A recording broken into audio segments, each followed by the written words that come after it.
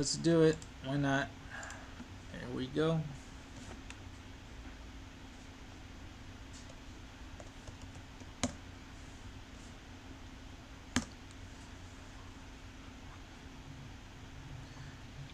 And welcome everyone to the Thursday night marathon rounds 3 and 4.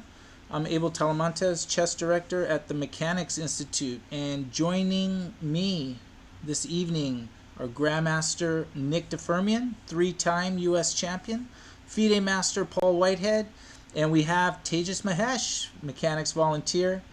And how's how's everybody doing? Paul and Nick just came back off of the arena, played a little chess, got warmed up for their commentary. How did the arena go? I whined a lot. Paul whined himself into second place, but Nick took it down, first place. So congratulations. Well, we still got representation, first and second. That's not bad. And you were telling me that you've been like no over the board chess in nearly 2 years, and so you hopefully covering the online TNM will give you that inspiration to get out there and get over the board. Yeah, I really miss that over the board feel when you just kind of sit across your opponent, especially in those winning positions when you're just Yes, intimidating your opponent. especially in a the winning best feel position. ever. Especially in a winning position. So Yes, there's it just doesn't compare to online, that honestly. I think all of us agree with you on that one. No debate. And speaking of winning positions, I don't know if this is a winning position or not, but maybe the masters can tell us. This is our board one. FIDE Master Max the Axe Gadajlovic is taking on Grandmaster Gadir Gusainov. They're already in this endgame. And how does it look to you guys? I'm going to Tejas, let Nick say something. I was just going to say, Tejas, we're counting on you to do the heavy lifting. Oh, well, great then.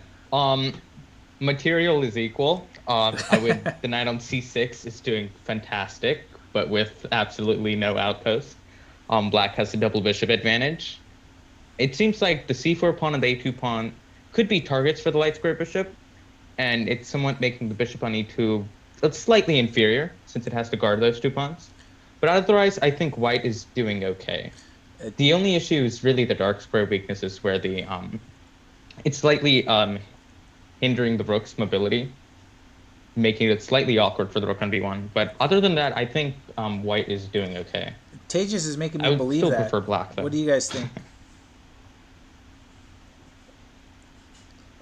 Tejas, you need to know about Gadir in these tournaments. He has been, the bear, and yes, it's really probably white should just kind of hold the position, but I just see things going a little wrong for white.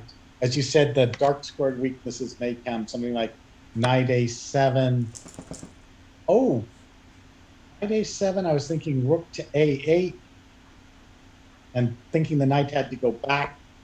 That rook would come down. But can you just defend rook a8, rook b7? Can you be greedy? Be greedy and then bishop f3 eventually or something. Max is greedy. He is. That's my favorite. It's My like favorite emotion, greed. Wall Street. Greed is good. Yeah. Greed is good. And But did Kadir you switches it up with rook d8. Yeah, and that's did you a very see smart he move. did that instantly? Yeah, by the ways, we are super impressed with this grandmaster who seems to just enjoy giving out lessons to our players, Oh, yeah, every week without fail. Yeah, literally every week. Um, and that's Nick. Now, then there's Gadir.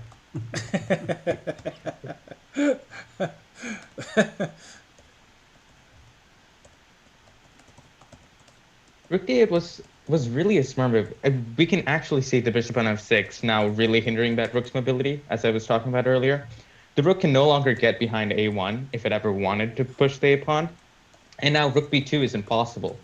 So yeah, so the bishop on e2 is really showing its weakness and with the c4 pawn and the a2 pawn just being real hindrances to the bishop. Although, I mean, it's debatable if the pawns were on dark squares, would it be any better? But yeah. And the time control is G35 plus 5 for these games. This is round 3. So what's on? Who's on board 2? Yeah, let me go to that. I'm just making an update because I need it. It still says the arena. I know that. I'm fixing that like right now. Literally right now. There. I think the update should be good now. Yes. Is it updated? Yes. Perfect. All right. Board 2. Here we have International Master Balachandra Dulipala playing white against Austin Mai. Is this some type of kid or something? King's Indian Defense? Yeah, it's a Indian. It says East Indian London system. Ah, that would explain the bishop on h2. How did that get there? Bishop c1, bishop f4, bishop h2.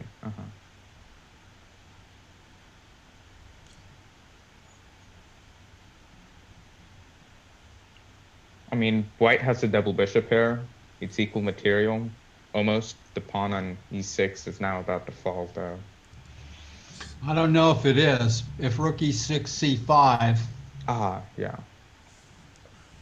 But then there's rook h6, right? Like, can I just get away with it? Oh, that's an interesting idea. I mean, this bishop h5 move is just a little weird, right? I mean, even if we didn't play that, if we just played g4, that queen's coming to h4. Well, the rook is hanging it. Yeah, just like in the future way. I mean, the bishop on h5 just doesn't feel like the right move to make in that position. I feel like kicking that knight out from e5 would have been a little bit better. Maybe disrupt black's play with f4 or something. It's rather ambitious, but still worth a shot. Hey guys, take a look at this position. I have to go. This is National Master Mike Walder against Ivan Zong. And what did we call Mike? Terrible Mike Walder or Mad Mike Walder or something? Yeah, Mad Mike, I think. Mad Mike Walder. Mad Mike. Like Mad Max. Like putting the attack on Ivan here. Is it as bad as it looks, or what do you think? Yeah, I mean, black's terrible. It is as bad. Any minute now. It is as bad as it looks. I think it's even worse than it looks, but yeah. White is supposed to be down a piece when he's got an attack. Yeah. You have to I mean, sacrifice the rook on to a8 get- is hanging. You normally just look at it. sacrifice The rook to on get a8 here. is hanging. And somehow he still hasn't captured the rook on a8. So clearly the attack is absolutely winning. And bishop d4. One of the surprises not a actual surprise, but Jonah Bush was doing really well last week, and he's on board 3 against a tough opponent, Sina Mohammadi. Jonah Bush is white. This is the current position. Wow, I'm really liking how Jonah is trying to cramp down on the dark squares here. He's really emphasizing the light square weaknesses.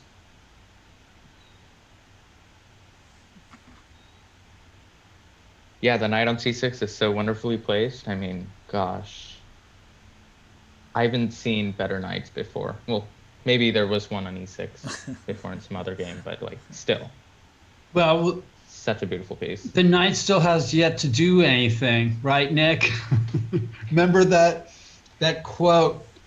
Pologievsky? Yeah, the Pologievsky quote. Okay, Yeah. Tejas, you're going to hear this philosophy now. What's this knight doing? It has to do something. It's just sitting there.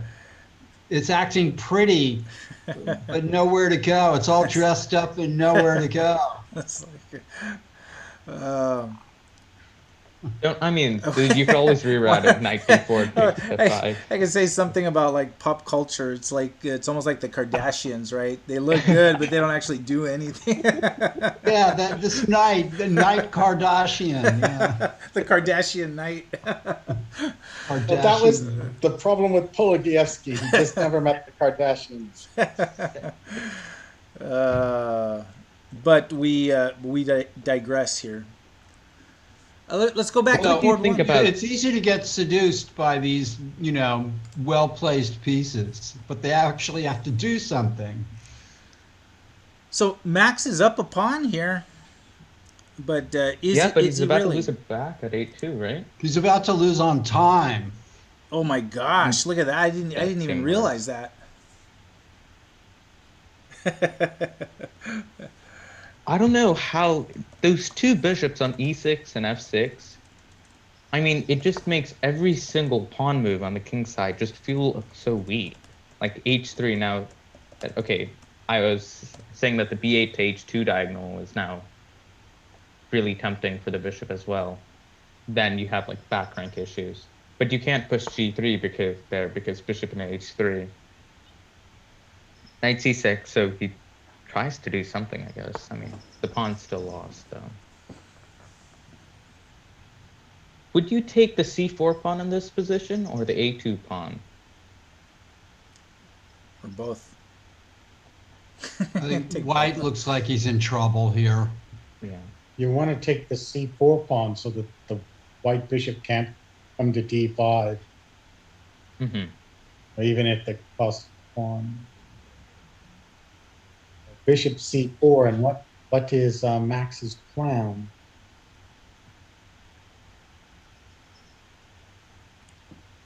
Like maybe pawn to a4, just run. Just push.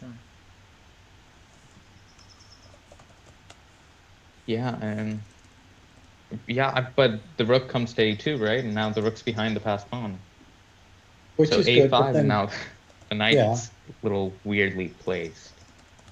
Okay, take that position, bishop c4, pawn a4, rook a2, pawn to a5. Looks good for black. Oh, he does that, but now why not bishop to d5 here?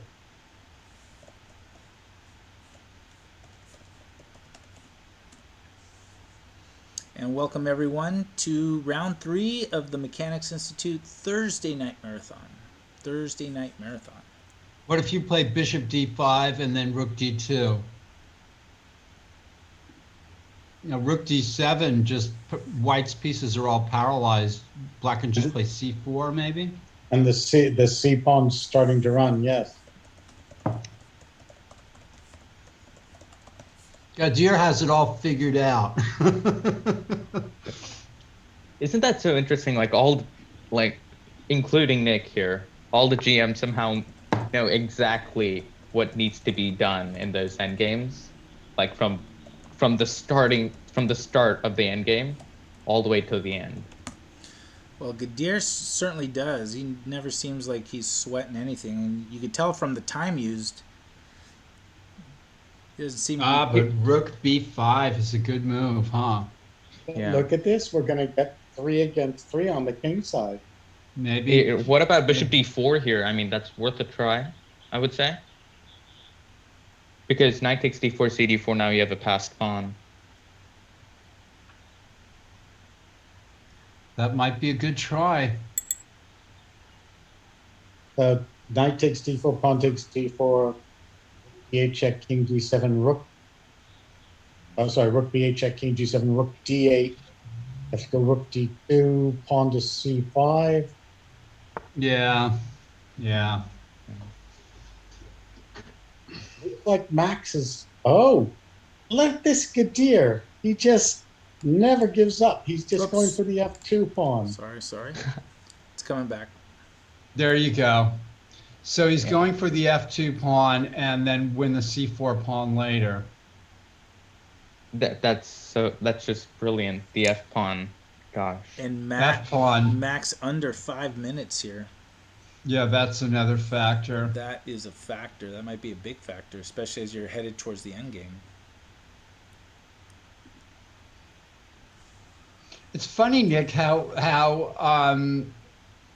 Gadir surprises us often Yeah, as he plays well. for the initiative. He's, not willing to go into some sterile position. Right, exactly. He really mixed it up against Stearman and survives. Yeah, he's willing to take his chances. And look real quick, board two. Um, what do you think of this? Austin trying to put up some resistance against Balachandra Dulapali. Okay, so I'm guessing he did play rook takes c6, right? Rook takes Yeah. Yep, c6 yep, and rook he takes did. 6. Yeah. Mm-hmm. Yeah, so now he's a pawn up. I mean, Yeah, but I'm his still rook confused as is to why it's looking bad at h5 now, in a way. I mean, I can see some potential, right? Don't you think? G5, rook G5, maybe, or G5. I'm sorry, G4 here. How about rook c1 for white and then rook c7? I see. I guess maybe knight c6. And then you could take the pawn back on d6. Oh, Mm-hmm. no, rook d8. Ah, Can't you're do saying it. rook D8 here, and then for rook C1, knight C6. Yeah, it doesn't quite work, huh? And let me go back to board one because Max is still thinking on his move. He's down to 2 minutes 39 seconds. Not good.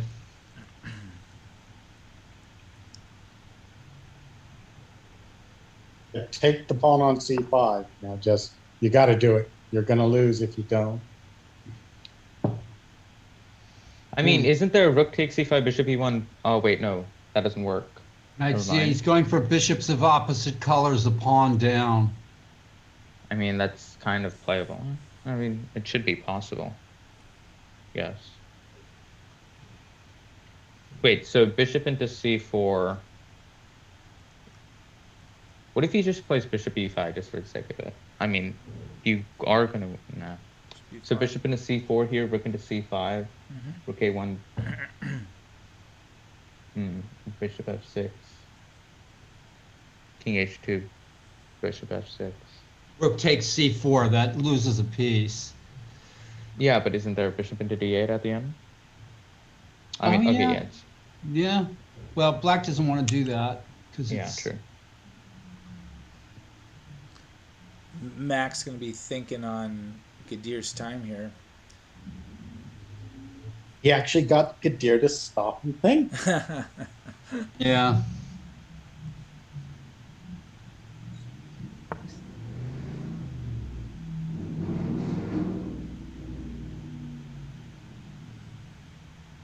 Oh, he's tried bishop E5 now. Wow. All right. Or Does threaten mate. threatening mate right there. So G3, that's pretty obvious. Well, D3 Or and then G4, bishop sorry. D4 may be even more effective. Ugh. uh-huh. I see. What about G4? God, Here? this looks terrible. I mean, Guess it would be the D4, same thing. bishop D4. Yeah. It's funny how these like little moves are just lead to chaos for Gadir's opponents. Yeah, he makes a lot of these It's small like he induces problems. weaknesses. Yeah, moves that create multiple choice.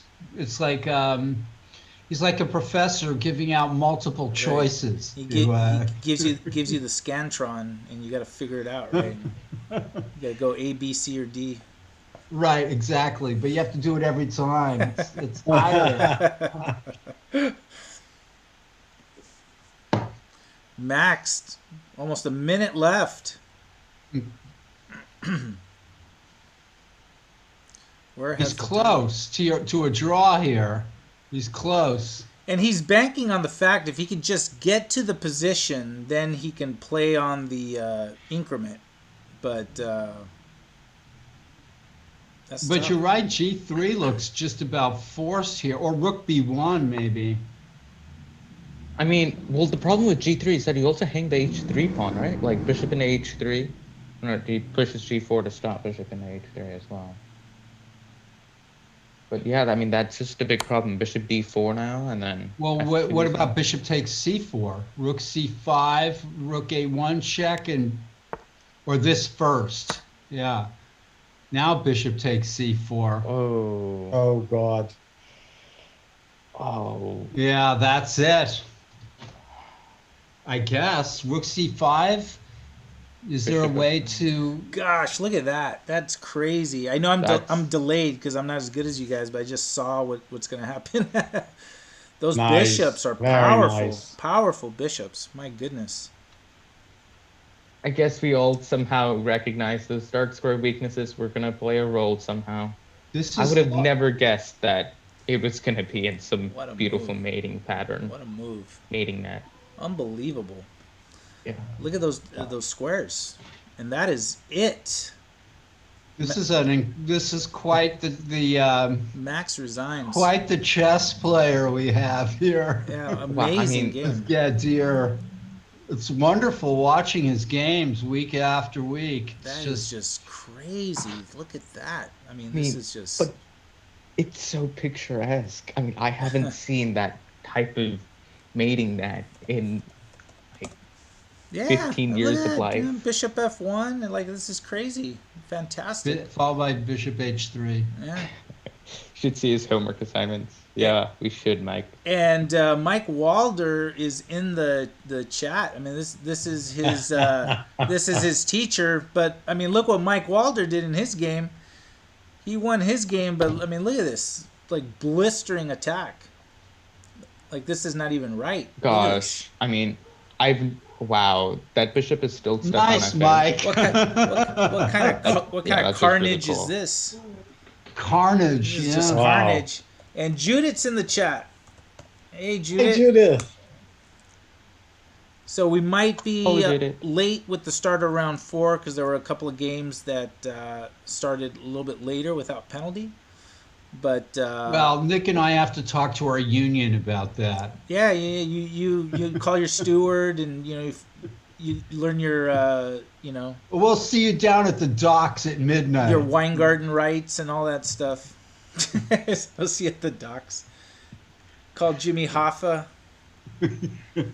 Get him Right. involved.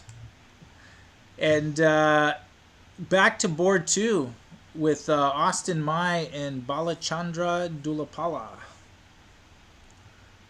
I'm sorry, where did that bishop on H2 go? Oh, okay.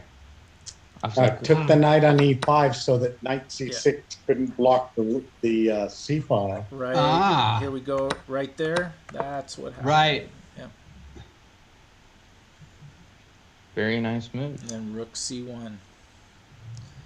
What would you suggest? Rook D8, Rook C7, Rook D7? Oh, but there's Queen takes B7 at the end of that, right?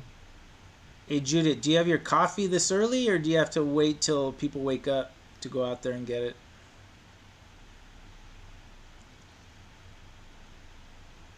So we'll see. Well, maybe it's time for Black to just throw in everything over to the king side. I think he should play B6 first, though. Otherwise, I don't think he's going to go that far on the king side. Like, for Rook C7, at least you can play something like Queen G6, maybe? Or something. So that way the queen on B3 doesn't have much space to actually get in so quickly. And the times are somewhat balanced for both players, so...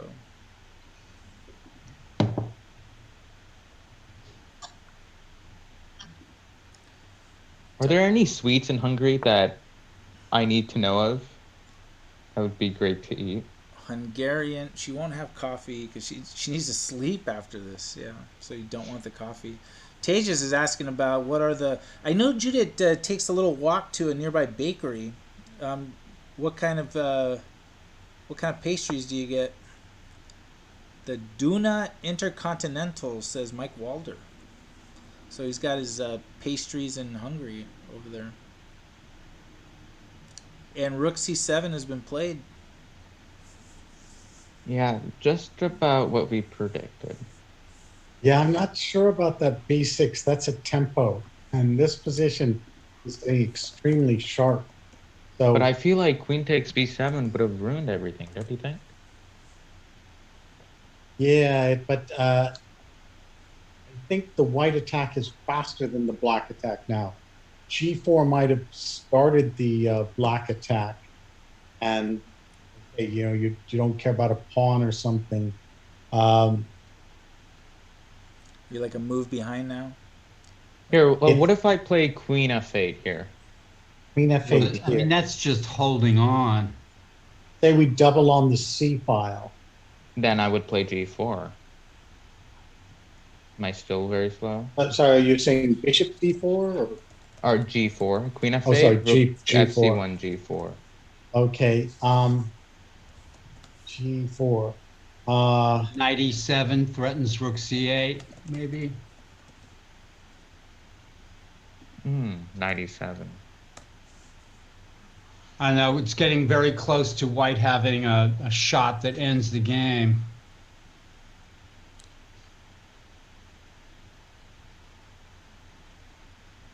Taking a quick peek on board 3 with Jonah Bush and Sina Mohammadi. This is the current position.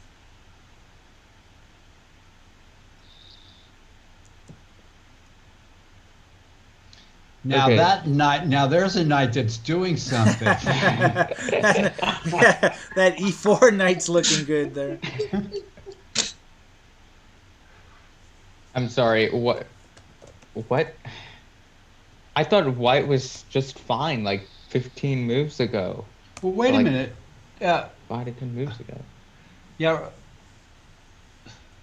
Wait. Okay, so rook g1, knight takes f6, right? yeah. Okay.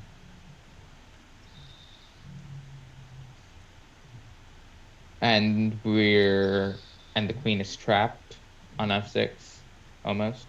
Queen d4 is the only move.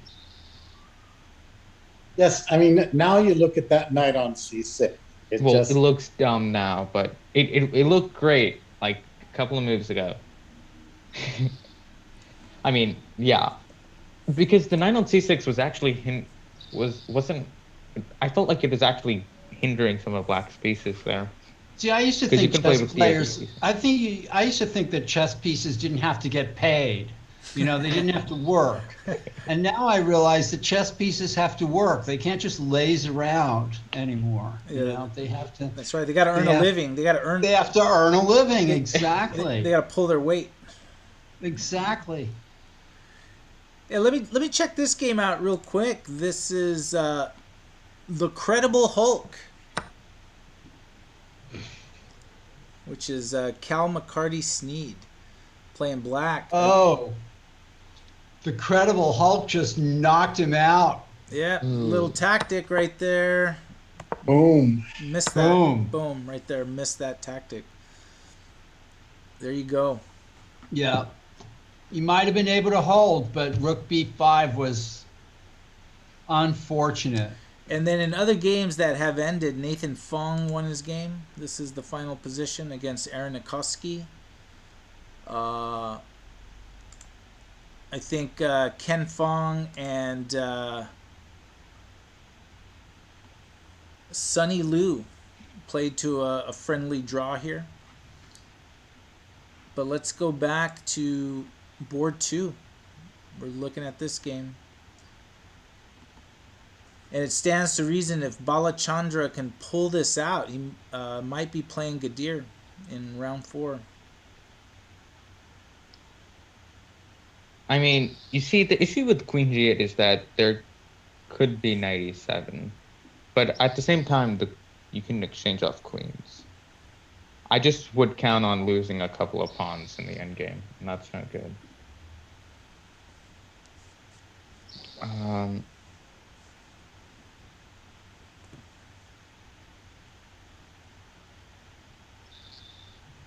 Gosh, I mean, white's pieces are just a lot more coordinated right now.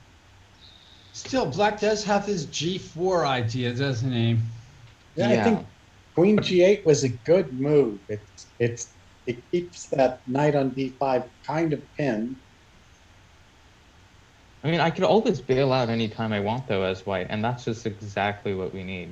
I Well, he's mean, already what are your pawn chances of down. surviving the endgame with the He's rook a on pawn h5? down.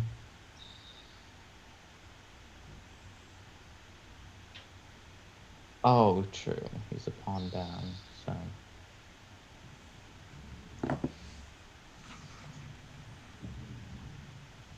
And let me go back to board 3 because we've had some moves. We've had some developments. Looks like Jonah had a sacrifice.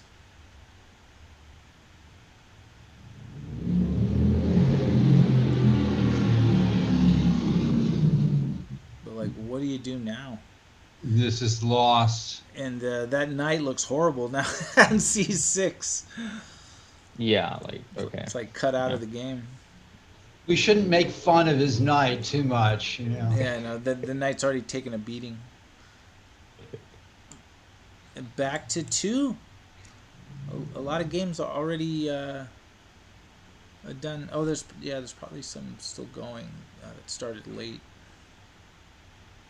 Well, we have a lot of people who know about Hungarian pastry here. Yeah, well, I mean, Mike Walder just revealed his Hungarian grandmother baked a lot of Wow. things in her kitchen, so no wonder he's got some knowledge of fine Hungarian cuisine related to pastries. Now, is Walder a Hungarian name? Yeah, good question. We're going to leave it to him. Chime in on that one.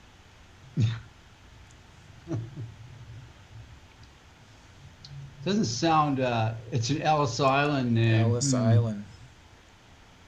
Could have been grandmother on his mother's side or something. Right, yeah, of course, yeah. So,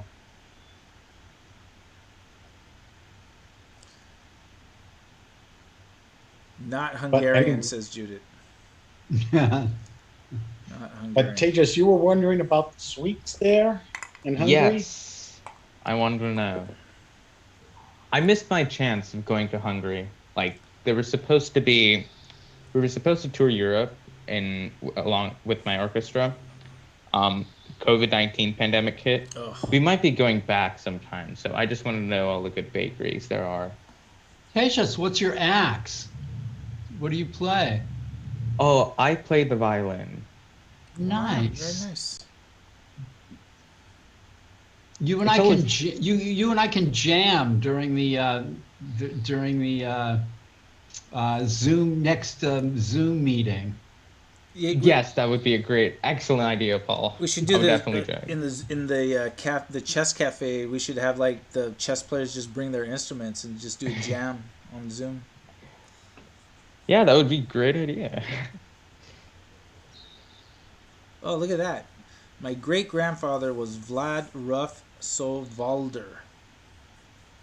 Wow. There are cakeries, and then it turned into Walder. Interesting. Ah. With amazing keku. What's keku? Probably make cakes. That's like I've got a soft spot in my heart for pastry myself, so I got mine at a local bakery over here. It's a Mexican bakery. Is those conchas? They look like shells. These sweet breads, and then it has oh yeah. the powder on top, the sugar. Yeah, that's like my weakness. When I take my walks, occasionally I'll like stop by and get one. I like pastries, but I like the Italian pastries. Italians make fantastic pastries. Get your cannoli. Yeah, all that stuff. Yeah. Eclairs They're and gonna get their cannolis before they go whack somebody. yeah. Wasn't Tony Soprano always getting a cannoli? He's getting his cannolis. So there it is. Finally, G4. Yeah, you couldn't just stand there with black anymore because the white pieces were coming, but G4 starts to counterattack. Well, speaking of which, maybe white should just whack it off with h takes g4. Because and with the queen on g8, it sort of can't sort of support in time getting to the h file, right? To do that attack. Well, can you go Because queen takes g4 after pawn takes g4? Probably. And rook c8 check is not critical, huh? Probably. I mean, I wouldn't. White Oh, stacks h4. another pawn. So white's taking Oh, the slow boat. He wants to double rooks on the 7th rank. But that's another pawn right there. it's fine. It's just another pawn, Paul. What's a pawn among friends? Shoot. Elliot was playing and he lost, He huh? lost. Really? Oh my Oh, goodness! that's I didn't have that. This is not his tournament, though, I think, right? Yeah. How did I not have his tournament up or his game up? h4 is such a nice move. I mean, rook takes h4, and like you've just blocked all the files for black's play. It's really a nice move. So, rook takes h4, g3, I'm guessing. Would I like g3 really be worth it there? What were you going to say, Nick? Yeah, I like that g3 keeps the king side in flux. Black's not allowing it to get closed because that's where black has play on that side of the board. I will be right back. What if black tried g3 here? Okay, Yeah, well, I black guess should he's have not maybe gonna try played g3. g3 himself. I mean, that would have been more preferable. I think that's what our grandmaster in residence was suggesting. Mm-hmm. Yeah, this is just suspicious. You lock it up now. Rook can go back to h6. But And then what? White What if- doubles rooks or something? yes, maybe rook 7, then rook e8.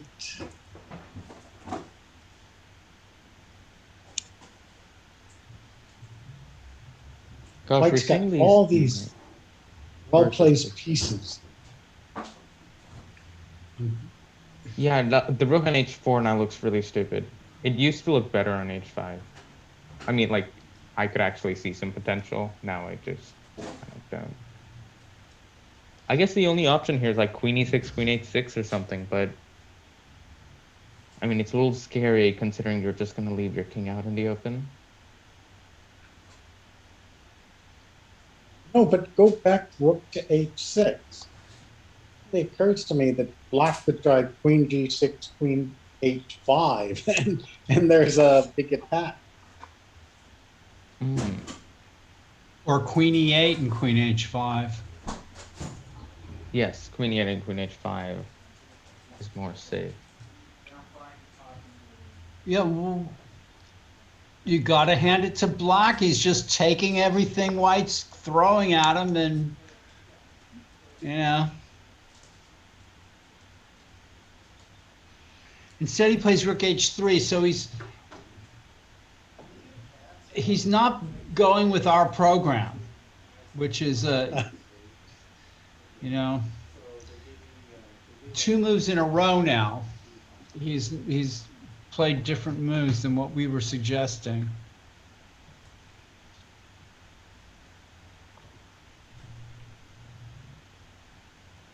Where would you consider the rook on a8? Where would you place it? E8, f8? Maybe d8 because it's on a dark square. Well, it's doing fine right now defending the a7 pawn. Plus, it's white's move. So, okay, but white does have the pieces coordinated, and so you think there ought to be some plan that works on white side. And searching for it. One idea might be queen b5. If the queen gets to d7, all sorts of things over there. But then if it goes to d7, I see black can't take on d5 because of rook c8. Yes. So black should put the rook on the other side, maybe. Huh, queen b5 is a great idea.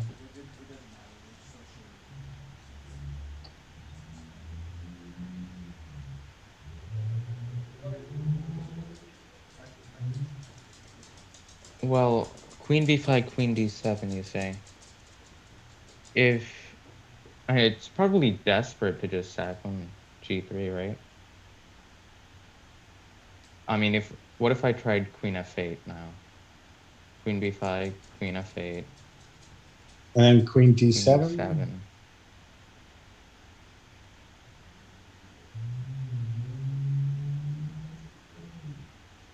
Okay, so like queen e8 has to be played or something after queen b5. So queen b5, you're going queen to e8 now. e8. Yeah, okay. Well, then white can trade and play rook takes a7 and then bring the other rook down But to the what if, seventh. yeah, but I have bishop d4. Queen b5, queen e8. Queen takes e8, rook takes e8, rook takes a7, bishop d4. And I could block the c file that way. And play like rook e2 maybe? I don't know. Okay, he plays queen d3 instead, which is, I guess, just as fine. But it doesn't threaten to penetrate into the black position. Yeah, but what is black going to do? Like, don't we have time as the white player? Black should just munch another pawn at b2. I love the greed. That's like. What if I played queen takes f5 or bishop into b2? No, he's not serious. Paul, Like, no, it's actually, honestly speaking, I mean, it's still worth a shot to actually take on b2. Then rook f8 maybe. Rook f8. Dangerous. I see. Yeah. Dangerous for both players.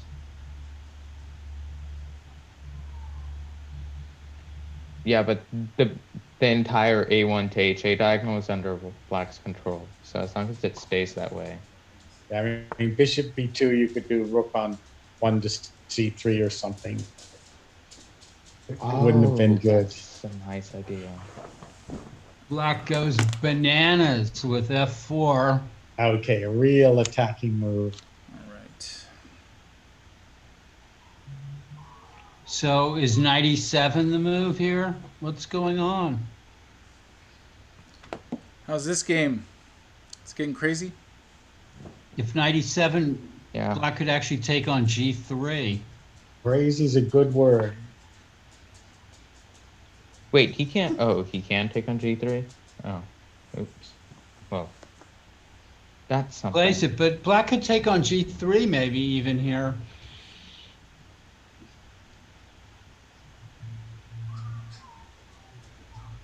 Well, What's going on? we play. In the game or in life? Well, I was hoping Nick could throw some light on this. Some wisdom. Well, pawn I've been- takes g3, pawn to f4. What's happening with that? Yeah, but pawn to f4. What a there's queen to f3. fantastic move. Isn't there queen to f3 there? Then knight takes g8. I believe that there's going to be a queen for black. I guess, I don't know. We may see it. Okay. Guys may be prescient. Wow. And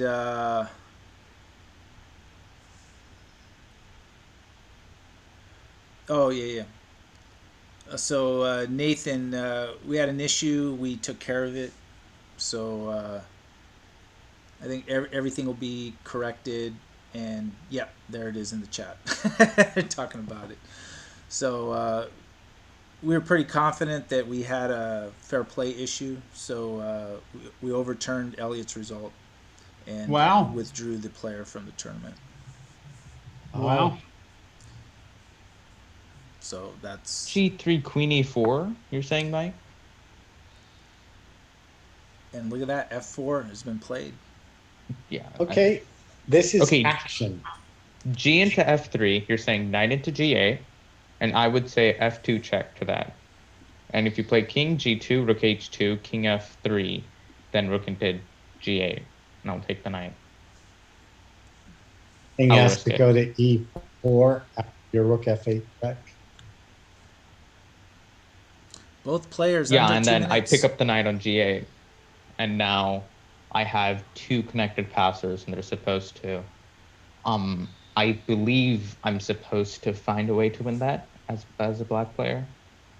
Okay, so after the position that you just gave, well, let's see. F takes G3, knight G8, F2 check, King G2, Rook H2 check, King F3, Rook F8 check, King to E4, Rook G8. Not so sure about if we go Rook to C8, Oof. trying to get rid of your Rook that defends your King. He played G2, and Yeah, but that this looks hit like this. it just drops the queen. I fail to understand that. Yeah, what's the thought That's a of that? blunder. Oh, his queen is hanging. I see. Oh, that's Okay, wait. I see So that now. to Right, get the this rook queen is straight, hanging on D3. okay. So if I play Queen takes H3 in this position, G into H3, knight into G8, am I okay? Ooh. Queen H3, Bishop D4 check. Oh, ooh, yeah. It's not good. Wow, Queen E4. The players are down to minutes here. This is a nail biter. So so Rook H1 check, I believe. Would Yeah, that but work? then No. King G2. King G2, you lose the I think pawn. black has shot his bolt. And Mike Waller's thinking should be winning for white. Yeah, should be. Could we go back to that G into F3 line? Because that was proving to be a very interesting line there. G into F3. I think you're right. That was a better move, Tejas. I mean, the unsafe king and the double passer should amount to something. Oh, that would have been fascinating. That, Yeah. yeah, even a queen down would have been really interesting. Yeah.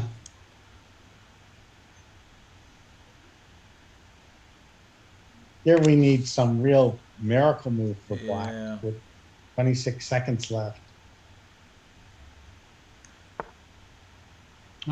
This was a fascinating game. Queen F8. Queen F8. I mean, If it's you a try, take- I guess. If I you mean, I'm take not the saying- bishop, Okay, there's just Rook C8 here. I'm kind of confused. I don't see the merit. Yeah, there. that Just cuts Rook C8. through. That cuts through the baloney. Yeah. Jin. Yeah.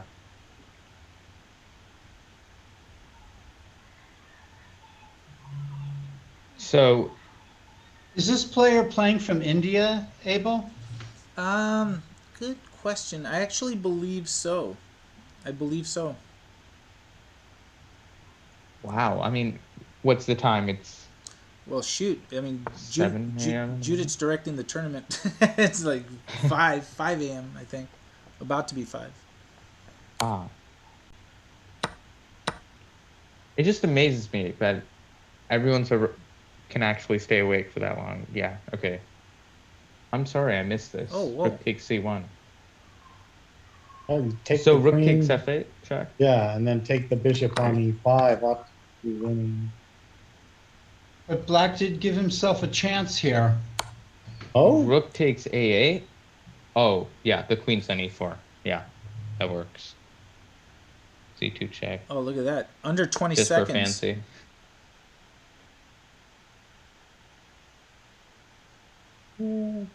that. Wait, what was wrong with King F1? Anything here? Probably fine, but this also looks good. Yeah, okay. This should work just as well. Yeah, that was just hoping. Didn't see it. King takes I mean, G4. Oh, oh, Queen queen takes F4 is A8. I'm sorry. Oh, Queen whoa. F4 Oh, was. queen takes A8 is not by queen F6, mate. Okay, that's nice. Oh my This is goodness. this is pretty comical. Look at that. oh, Holy cow. Cow. I think he could have got a checkmate by King to G5 instead, but this is not to be winning anyway. Check. Oh, yeah, I mean, at least there's some chance.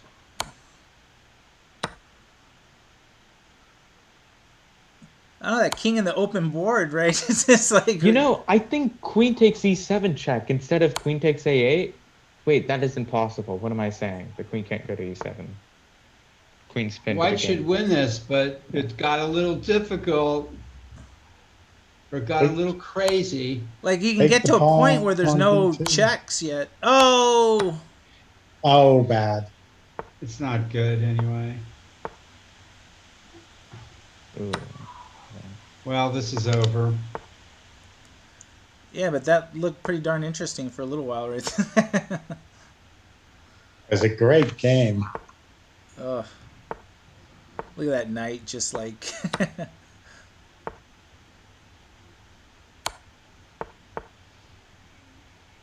That's it. Entertaining. It's showing that good technique, putting the knight behind the passed pawn, protecting the passed pawn from behind.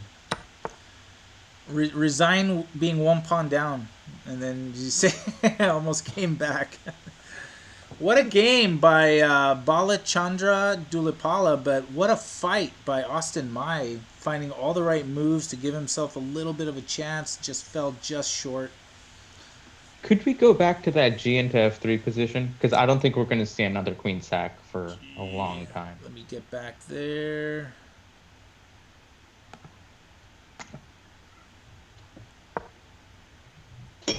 Was it around here?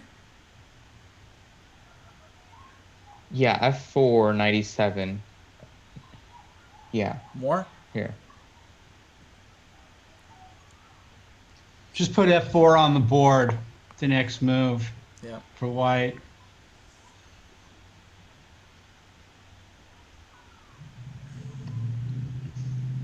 And you were thinking what? We were thinking of G into F3 on passant. Yeah. Yeah. Oh, White wow. could play Queen F3.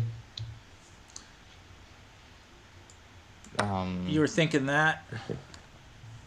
But Yeah. then the Oh, then Bishop D4 check, yeah. So Rook So- C8. or no, take the queen on G8. Oh yeah, take the queen on G8. What am I saying? And yeah, it's very complicated. Knight takes G8. F2 check, F2 check? F2 check. King G2, Rook H2 check. What can you play King F1 instead? And I guess it leads to the same thing. Well, let's say King F1. You have to play Rook H2 check. Oh, King F1 here.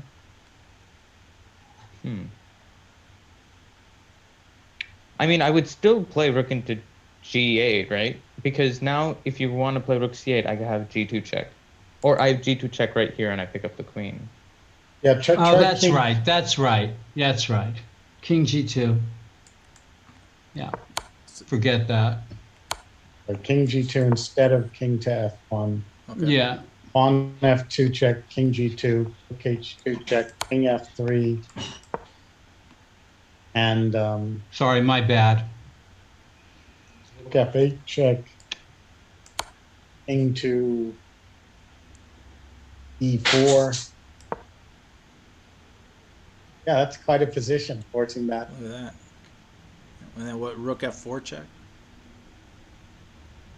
Yeah, Rook Well, F. then King. Rook F4, yeah. I mean, And then Rook D4, no? Maybe. Yeah. Well, or just pawn to G2. What if we played rook Oh, yeah. takes G8 instead of playing rook F8 check? I think that's better because now the king's on F3, right? Yeah, but And pawn to when you play G2 G2, here looks really strong too, like Yeah. Nick said. Yeah. Rook G8. I think Rook C8 at any point would give you quite a counterattack. Look at this hmm, position. Yeah. yeah, I mean An this is entire queen absolutely down. beautiful. Yet Reason to be optimistic. newsletter material here. Oh yeah. I mean, what is going on? Do you play Actually, Nick, maybe we can squeeze this one in uh, tomorrow somehow and get it into the newsletter for the weekend as a special edition. This one's okay, like we'll turn rich I in like tactics. Michael's comment. F4 was optimistic. It's a good comment. And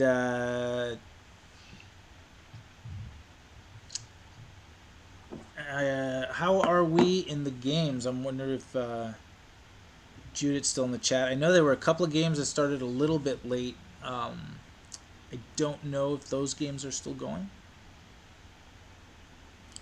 Let me take a quick peek. Are you do you have any tournaments coming up, Tejas?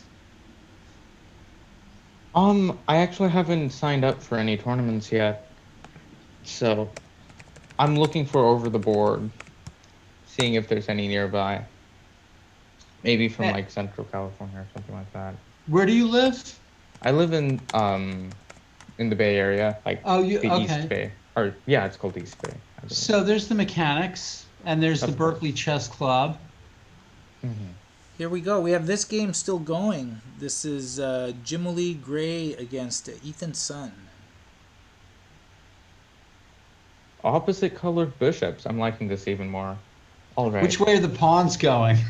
Oh yeah, I'm like Just kidding. messing you up Just here. There we kidding. go. This for Paul. I'm gonna switch the orientation right there. Opposite color well, bishops. there is a problem with that A pawn.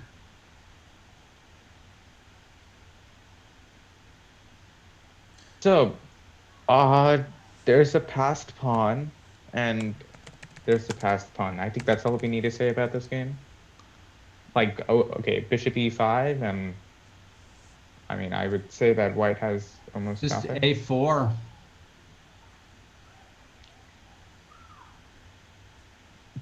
Yeah, I mean, a4 just wins outright.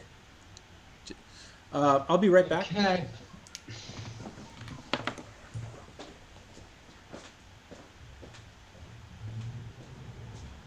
Gosh, is there? Do you guys remember that bishop? Was it opposite colored bishop? No, it was the same colored bishop endgame from. It was months ago. Wait, it was Fabiana Caruana as black versus was it Kirill Alexenko from? It was one of. It was either Tata Steel or it was the candidates. I don't remember. But there was this really nice bishop maneuver from, like it was like c2, c4, d3, c2, around that some black c3 pawn. It's incredible what these grandmasters get up to in the end game. Yeah.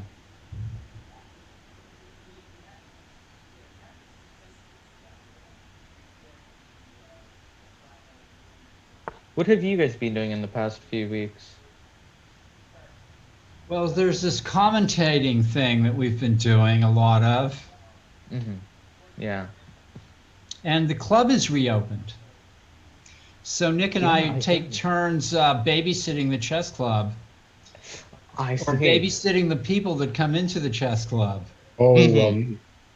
no, they entertain us. Especially I'm lucky. Monday are like, hey, favorite person for the last 30 years. He comes in with a checkmate in 3 moves. It's good. Yeah. It's like they're hard ones to stump you.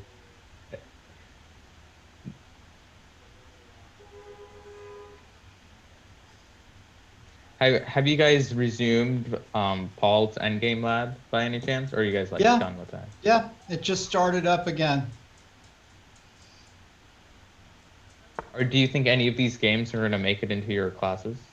No, I mean, I've got a curriculum that's already set up. You know, Uh-huh. I'm,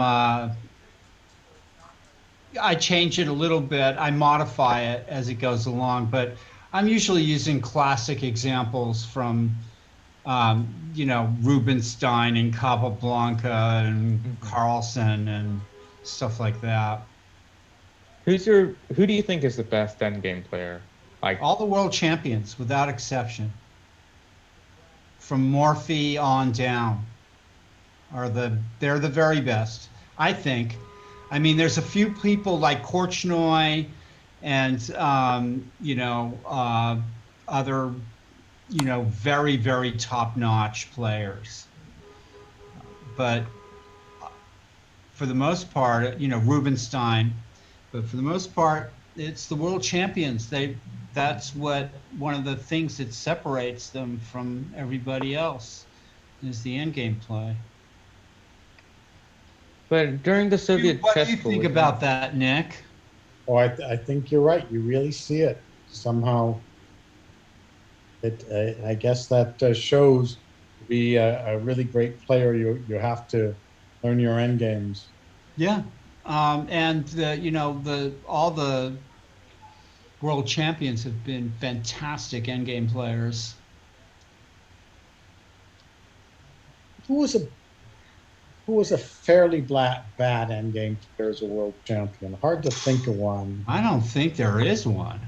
I If mean, if Bronstein had been a little better in the end games, he would have absolutely been world champion. yeah, that was a bizarre match with the three adjourned games that he were drawn that he lost. But I mean, Morphy was a little unpolished, but he still played some great end games. Oh, And much better than the people around him. yeah, and then after him they were just fantastic. Steinitz, all these guys were Lasker. I mean, the great classical endgame players started with Lasker and Capablanca and Alekhine and Rubinstein, and those guys sort of laid the foundation for everybody to come after them.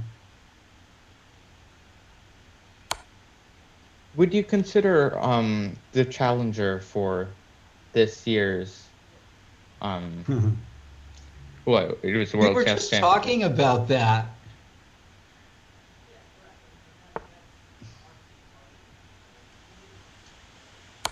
Yeah, do you think Jan Nepomniachtchi is a really good endgame player? I mean, for considering his, I guess you can call the elite Oh, circle. he's played some incredibly great end games. There's no doubt that I mean, all the top players are masterful end game players. But look, you have Carlsen now. I mean, there was a column in the latest Chess Life or somewhere where, it talks about Carlsen winning equal positions on the fifth. Carlsen has played more 80 move games uh, than apparently Kasparov ever did in his life. I mean, many, many more 80 move games than Kasparov ever did. And he wins games at the wire,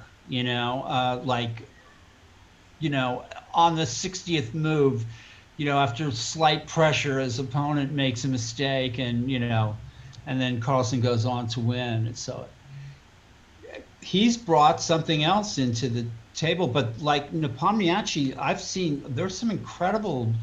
These guys are really precise now. Caruana, Nepomniachtchi, Jiri, they're all capable of playing these brilliant end games and stuff. At least that's my take on it. With Carlsen again being just a little bit better because he's hungrier. He's better, I mean, Yeah, his end game technique, he just developed that to such a high level, and I think the others haven't caught up to him in the end game. Maybe they're close, but Do you still got think an edge. most of the World Chess Championship games will be decided in the end game? I hope not. Actually, I'm hoping Nepomniachtchi plays his usual aggressive chess and we get some real battles and sacrifices. yeah, Nepomniachtchi can. That's where he's going to have to try to get it. Carlsen excels at these dry positions. I mean, it's not to say that he can't mix it up, but Nepomniachtchi, he's going to have to do the middle game, the sacrificial middle game style thing. So game one in itself will just be like a huge fiery explosion. Like, Well, usually they try to feel each other, out a little bit, right? They try to take the measure of their opponents for a while. Some of these world championship matches do start off with a bang, though. It's I hope this one does. Yeah, yeah. And now it's 14 games. So it's just a little bit more relaxed, right? yeah, In a, true. in a sense. There's not this sense like, oh, well, you know, Yeah, you I lose miss, one game and then you're counting how many games you have left with the white pieces against a really solid opponent. So yeah, that's a dismal prospect, I mean, they should go back to the old 24 thing. I didn't mind that at all, you know? It would just be like a 2 month long match. Yeah, let Almost. them suffer. Let them I guess it's not worth it monetarily, probably, to have these 24 game matches. The players can just churn things around a lot quicker, play in more tournaments, get different kinds of sponsorships, and so on. These, True. these long world championship matches probably just, you know. Hmm. But this thing about getting it over with quickly with 12 games, I mean, they were having 12-game world championship matches a long time ago. Lasker and Schlechter, wasn't that a 12 Yeah, game? Lasker and Schlechter. And that match reminded me some ways of the Karyakin Carlsen match. These long fought out games, with neither player giving an inch, and it's that match closely resembles the Karyakin Carlsen match, I think. The chess is a little bit rougher, but it's still got that same feel to it. Grueling, you know, games that go on and on.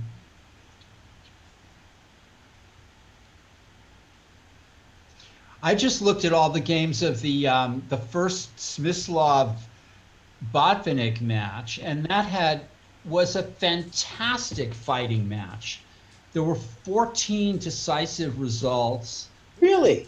10 draws. Wow. I mean, gosh, those are quite some numbers.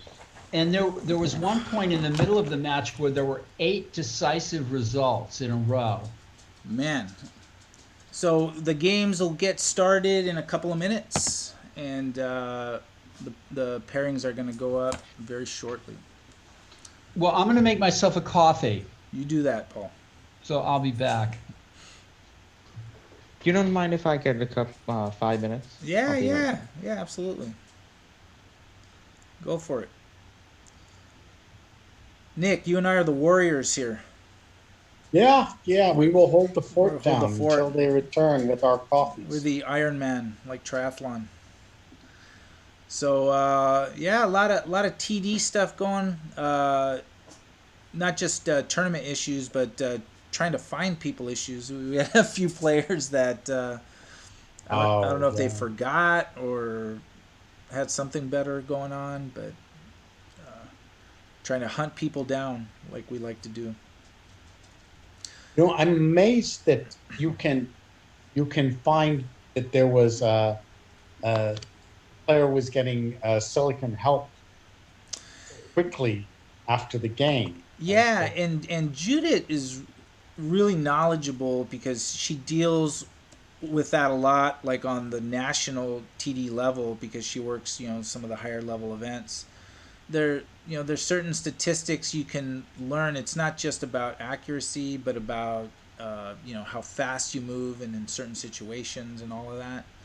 Oh, yes. And she was pretty confident, and so yeah, so we went that route. So still trying to get information, and there's still a process. So we'll let that process play out.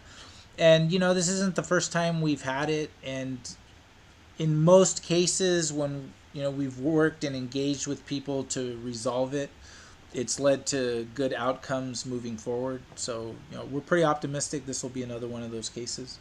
Um, it's very very few where we had something, and this one particular one's still under investigation, but we made the move we made, and we're sticking with that, but it's still investigating. We went on a But TD it's so instinct. important to give the players confidence that there's a fair playing field. Yeah, and it's sort of both ways. I'm glad you brought it up. It's we have to give the players confidence that there's a fair playing field, and at the same time we have to make sure that uh, we go through the whole process to make sure decisions we made were the right decisions. So we're committed to both, right? Keeping the integrity of the game to the players as best we know it, but also making sure that if there was something that happened, that it gets investigated to the full extent, just to make sure. And if something happened, what steps do you do to kind of make things right moving forward? So, and round four has begun, and on board one we have Grandmaster Gadir Gusainov taking on International Master Balachandra Dulipala. So Okay. this should be a good game. We got Yeah. board two, Sina Mohammadi against Elliot Winslow. And then board three, I'm looking forward to this one. Nathan Fong from the U.S. Amateur Team West winning Cal Berkeley B team is taking on FIDE Master Max Gadajlovic, and Ethan Mai is taking on Mike Walder. Not Austin Mai, Ethan Mai, the brother. So, Okay. and then we have Austin Mai taking on Marina Zhao, who's a fast rising up and coming player. So here's the game. The top board, Balachandra. Let me change the orientation because I know Paul's going to get angry with me if he sees a black on the bottom. And here we have it, a four knights game, and black playing d5. And I just saw Gadir, whip out his move in response to D5, Bishop 5. So he seems to be very sure of his opening here. Seems pretty confident in what he's doing. And for everyone watching, you can see the pairings and the current standings. The link is in the chat. Feel free to go check that out. Four knights game. And let me pull up Elliot Winslow's game.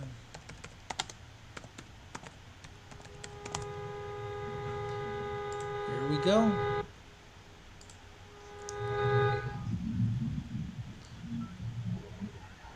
I'm really curious if that's out of Paul's window or Tage's. I don't think it's yours. No, I don't have that sound. That's got to be whitehead noise right there. Sounds like the streets of San Francisco. You heard a white noise, and we got whitehead noise. And this is whitehead noise. The streets of San Francisco.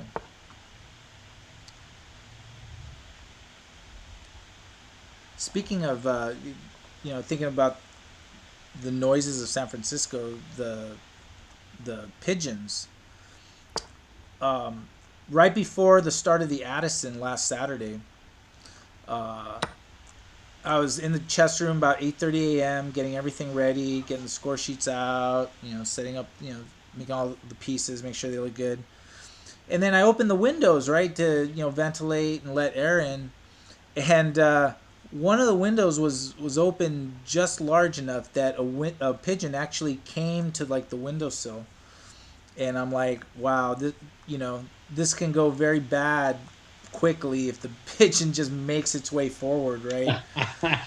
So like slowly went forward and sort of I kind of put my hands out and then it like flew away. But my goodness, I've personally dealt with 2 incidents where pigeons at the Mechanics Institute were in the men's room because there's a window. It is pigeons in the men's room. It is Okay. it is a mess of proportions I don't want to get into.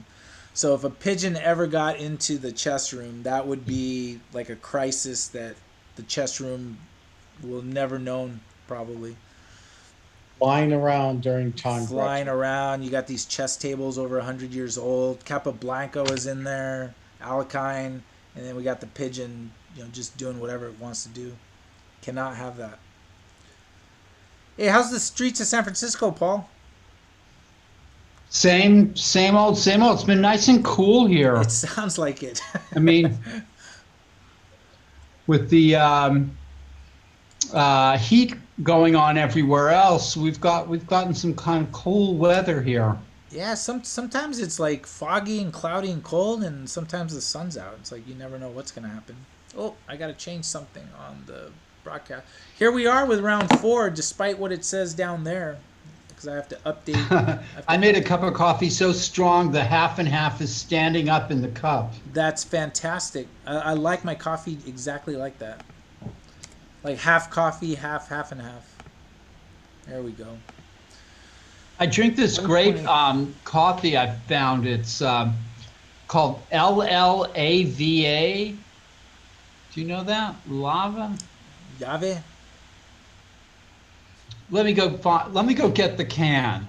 Get the can. Kick the can.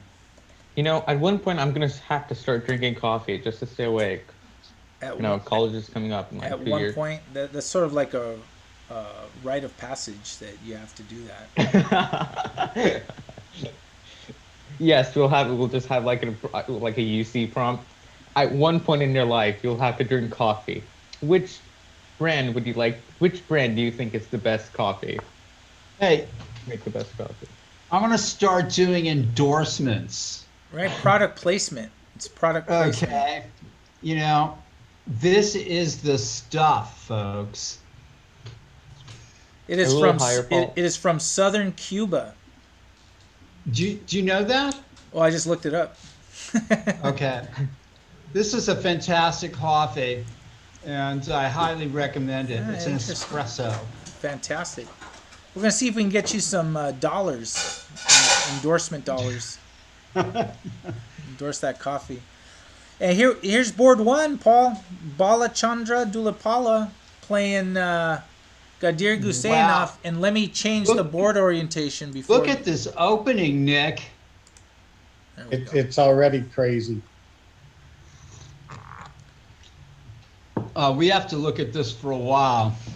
Yeah. Okay, so from what I can see, the pawn has been pushed to A3. That is such a fascinating move. Just a little recap of the opening quickly. Yeah, we're only move 6, so here we go. I know, this is fantastic. A3, right there. Move 4. What a move. A3. Wow. That prevents the Roy Lopez.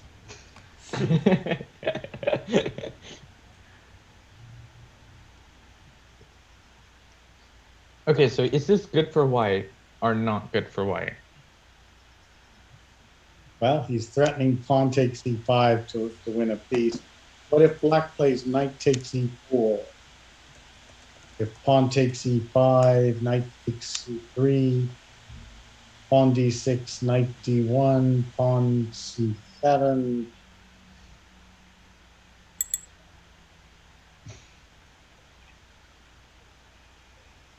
Guess you have to play like knight f2, king f2, bishop d6.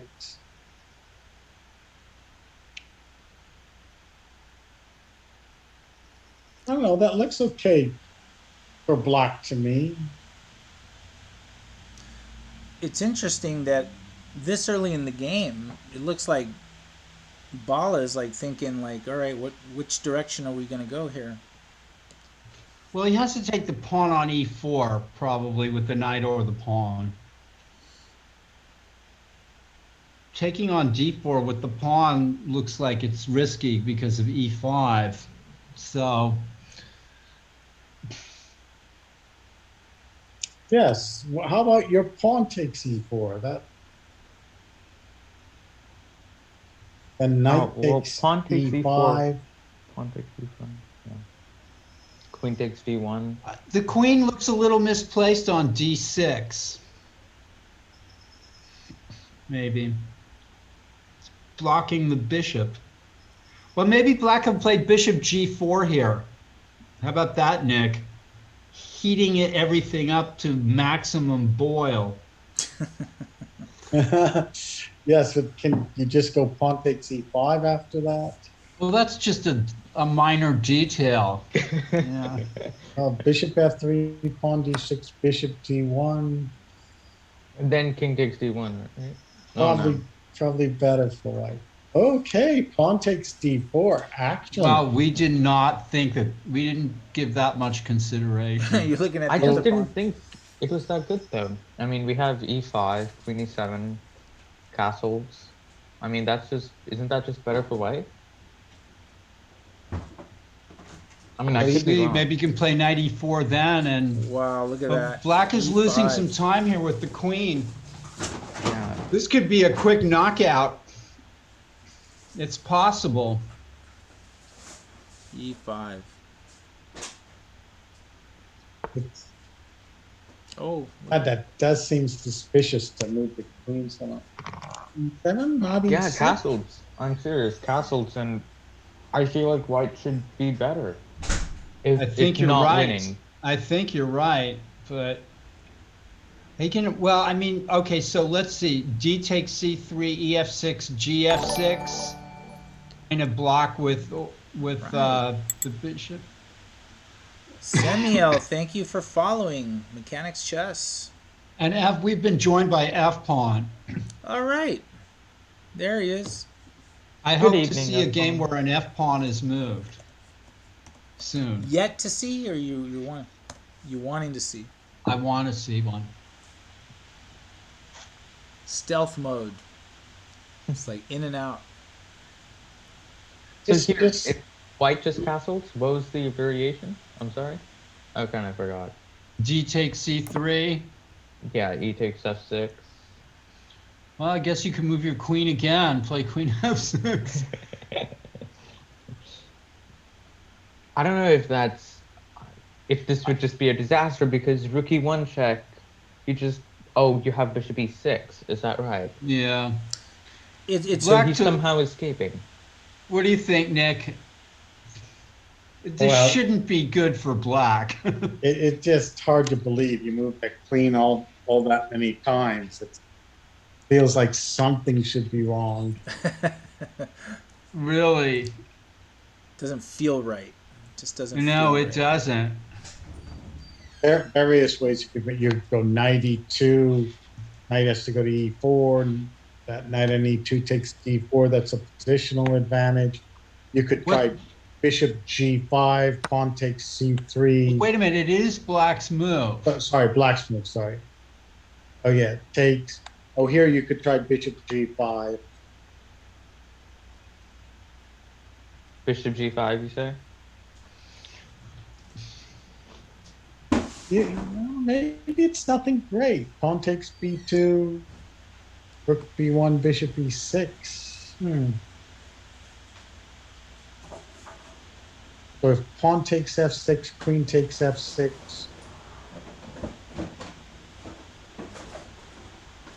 What if we started off with... No, I was wondering if we start off with bishop g5, would it make any difference? But I guess not.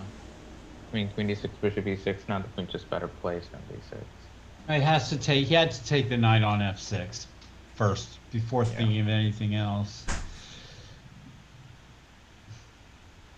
What happens on queen f6 if you go queen takes d5? Bishop e7 and just castles. Oh, but bishop e7, you're saying bishop g5 or something? Yeah.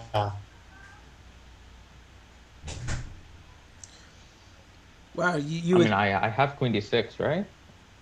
Could be wrong. You would think at move 9, like, this would sort of be a little known, but maybe not everything is quickly known. Right? Especially out of I love that they got such a complicated game after 5 moves. And after 4 knights. Like, after a 4, you know. Yeah.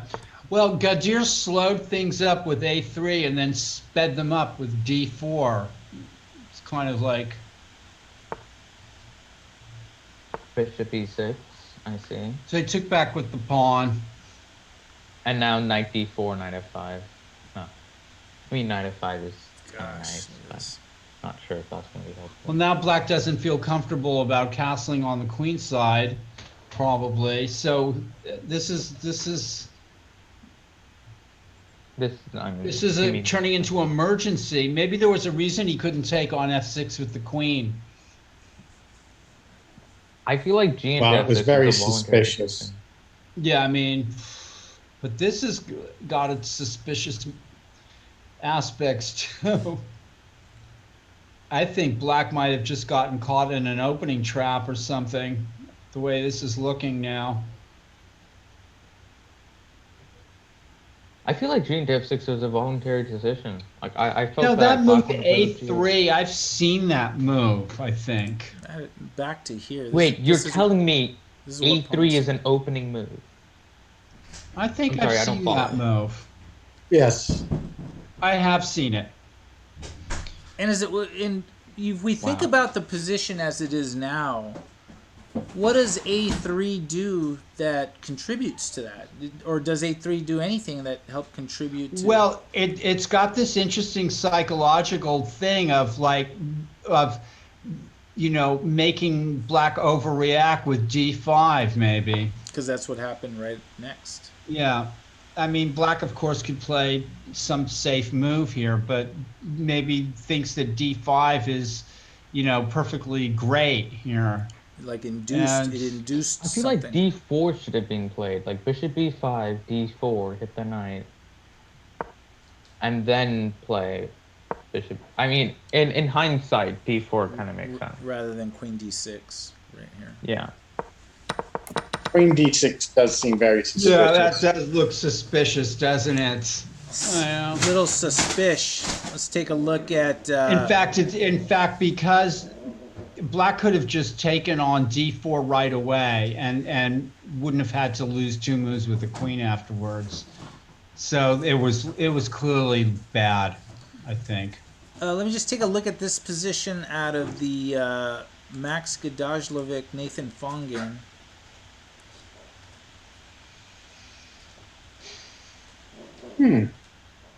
Out of a French. Lost light squared bishop.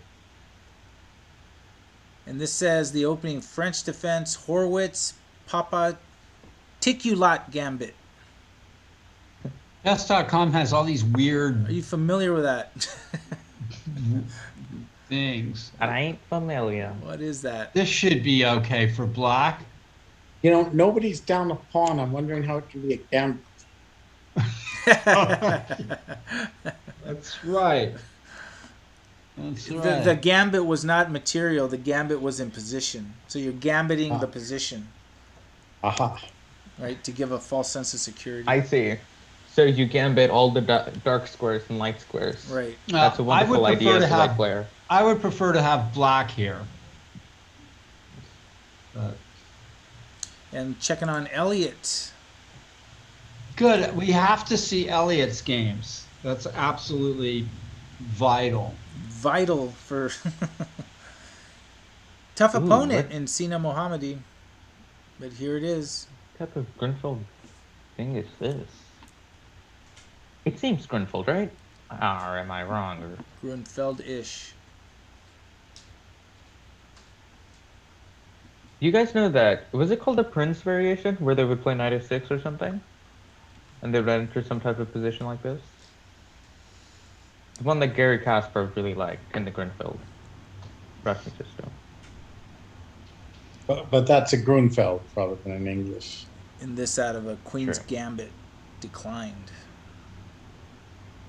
Ah, this was the one where they played c takes d5 somewhere? Yep. Uh-huh. See, actually, let's run it through real quick since they're only on move 9 actually. Started with Really? English, and then it transposed.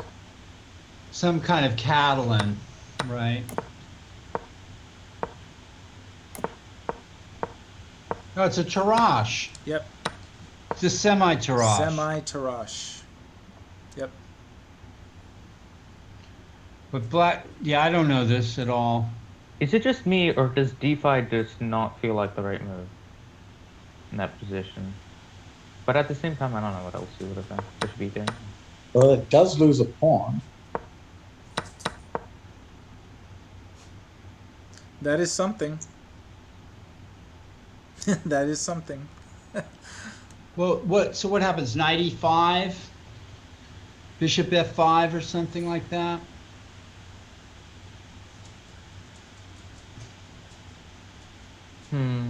I mean, what about queen e...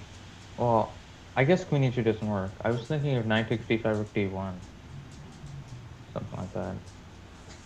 I'm going to go get coffees. Yeah. You I'll can try to have a get cup that- of mine. Would you like a cup of mine? I'd love some of that Latte? Cuban coffee. Weren't we talking if there was a way we could ship a cup of coffee online? That would be the biggest thing since the iPhone, right?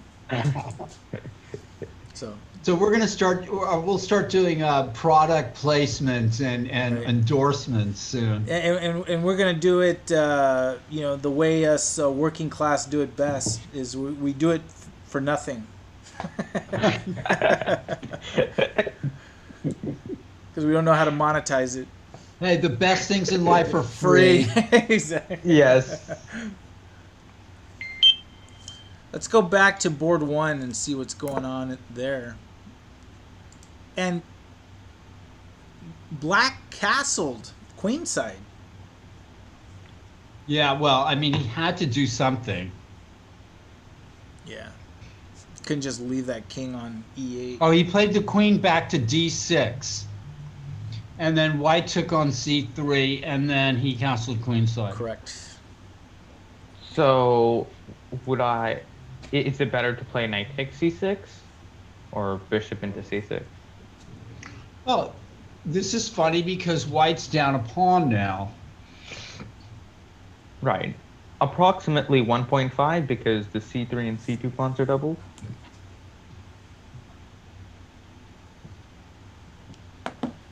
Knight I feel- if knight c6, then the king can go up to d7 and be relatively safe. Boy, black has played. You don't want black to get away with all these shenanigans, you know. I have to say, I think knight takes c6 might be the right way to go, but I can't be too sure. Check king d7, queen d4. What if we played a4 there instead? Now we have bishop a3. That's a good idea.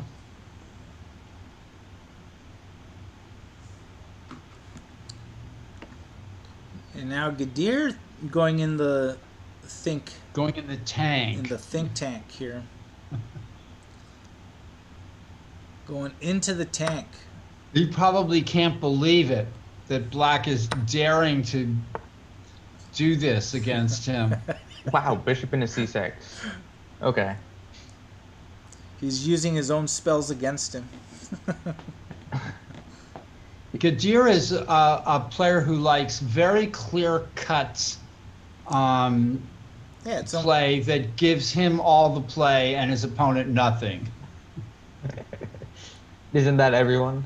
Yeah, but he's quite the player to do it. He's the only one who actually reaches that position. The rest of us are like, it's like a bunch of sloth and gloth all over the chessboard. and Like one piece hanging over here. Well, another one over. you got a chance to see that magic in his first game. Yeah. Look at Jeff Anderson deliver the shot here against Oh yeah, Sean D4 Wu. mate. That's very nice. Nice little discovered check right there. discovered mate. Discovered mate. So congrats. When you're to, indirectly mating with the pawn. oh, look at this game. This is Sonny Liu playing black against Michael Xiao. The rook. Maybe white should take a draw here with rook c7 check. Yeah, black would look great with the queen and two knights, right? I don't know if it's better than a queen and knight, but like. Well, what happens if king f8, queen e6? Knight e5 is not possible. Aha. Oh, look at that. Knight d7 is possible. Yeah, but- knight e7 looks like it's forced. That's a That's a good move. good move. Imagine if black just has a pawn on h4. That'd just be so nice. h4, h5, h4. So whenever you come down, queen d1 check, queen d6 check. You know, there was a world champion who specialized in rook and pawn versus two minor pieces games. Who's Who that? was that? His sacrifice. There were many games of Tal Tall. sacrificing two minor pieces for rook and pawn. It's almost like a signature of his. I mean, they create some really interesting imbalances because they're kind of balanced at the same time they're not. Materially speaking, yes, but also in like power type of speaking thing. You have to have a lot of nerve to play it that way. But Tal was fantastic at that, and it was very characteristic of his games. The rook and pawn for two minor piece thing. Do you think Tal was a very, very good endgame player? Yeah. Oh yeah. Because he's primarily known for his sacrificial middle game play. Some great endgame. Look at, okay, so Nick, this is Gadir here. Is it mate, queen d3? This is Trouble in River City. Yeah. What happened here? It looks like queen g3 and it's all over. Wait, why did he play queen d7 once again? I feel like queen c5 might have flagged something different. Yeah, I feel like queen c5 here. I don't know. Queen d7 does feel rather like, I feel like the king is now claustrophobic. Yeah, for Feeling sure. that. I mean, Queen C5, Rook E6, E6, Knight E6 would have been very good, but here isn't Queen D3 just over? That's what it looks like to me. Oh, maybe king b7? No. I think you got to try it. It's, But then just rook b1 and queen a6. and then Bishop C5. Yeah, knight c. Yeah, that's it. That must be what black. Oh no! What? Queen d3, king b7, rook b1, king a8, queen a6, bishop c5, queen b7, mate. Yeah, Mate looks pretty good there. That's the kind of thing that I overlooked in the arena. Well, I love how you went into a deep line of like 7 or 8 moves, but you gave up a mate in one in, in the arena. Black, I mean, Black deserves to lose this game. I mean, even if he doesn't. What, rook e8 now, I guess? Because queen a6, king d8, maybe. No, but knight takes c6 check. That still doesn't count. This is a queen. I mean, Yeah, this is It's just lost. ridiculous. It's almost funny, this game. It's bizarre. We've got to take note again with Gadir with his bishop takes c6 and queen f3. That was counterintuitive. A lot of I kind never of saw queen f3. Like, queen f3 was probably the best move of the entire game, I have to say. It just a lot of counterintuitive. Yeah. Not a lot, but And that wasn't an easy choice that I saw. And do you think Gadir goes knowing that I'm going to create these pawn structures and like I'm going to be down a pawn or two, but opportunities like this are going to pop up and there's going to be weaknesses. I think he's pretty concrete in a lot of these lines. He sees he's going to get something back. And in case people didn't get it the first time, in the chat, click on that link. You can get the full standings after 3 rounds and the current pairings. And when the last game is over tonight, we will update that right away within minutes.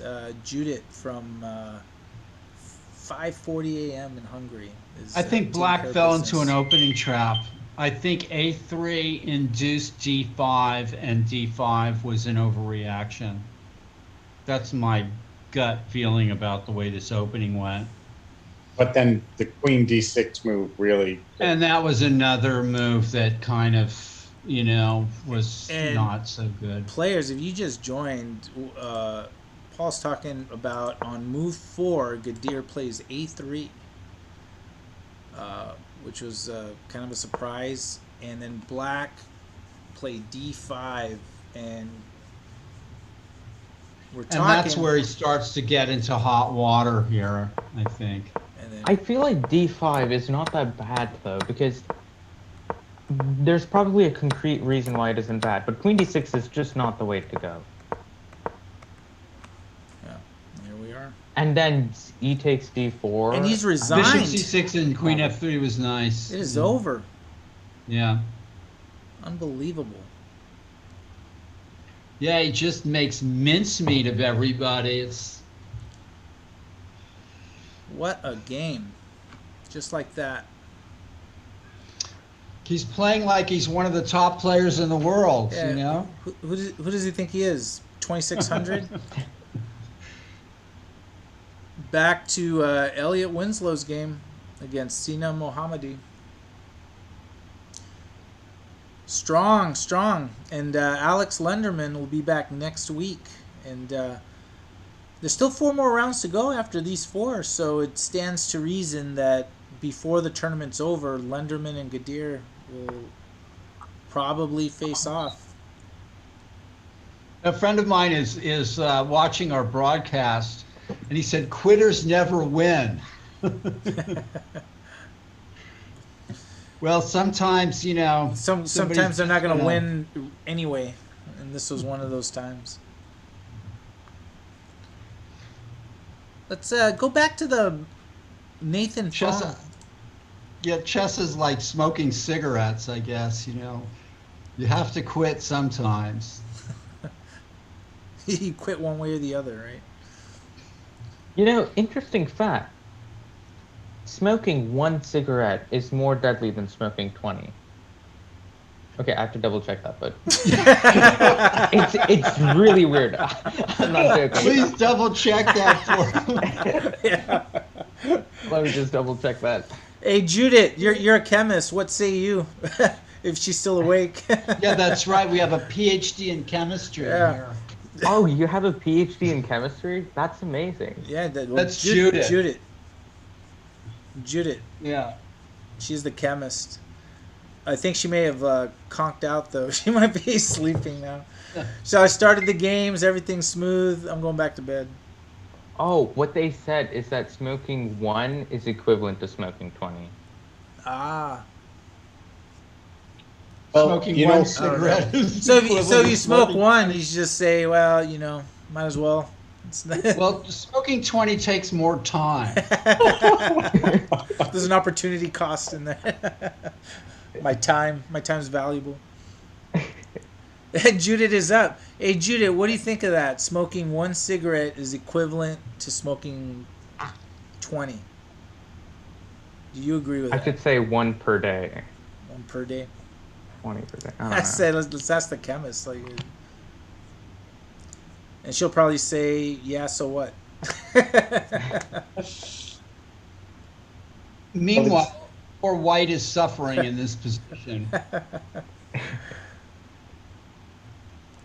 Judith, wide awake, and she says PhD alone does not qualify her to make rulings on that. So You need to be a PhD in chemistry to figure out all the additives they put in tobacco.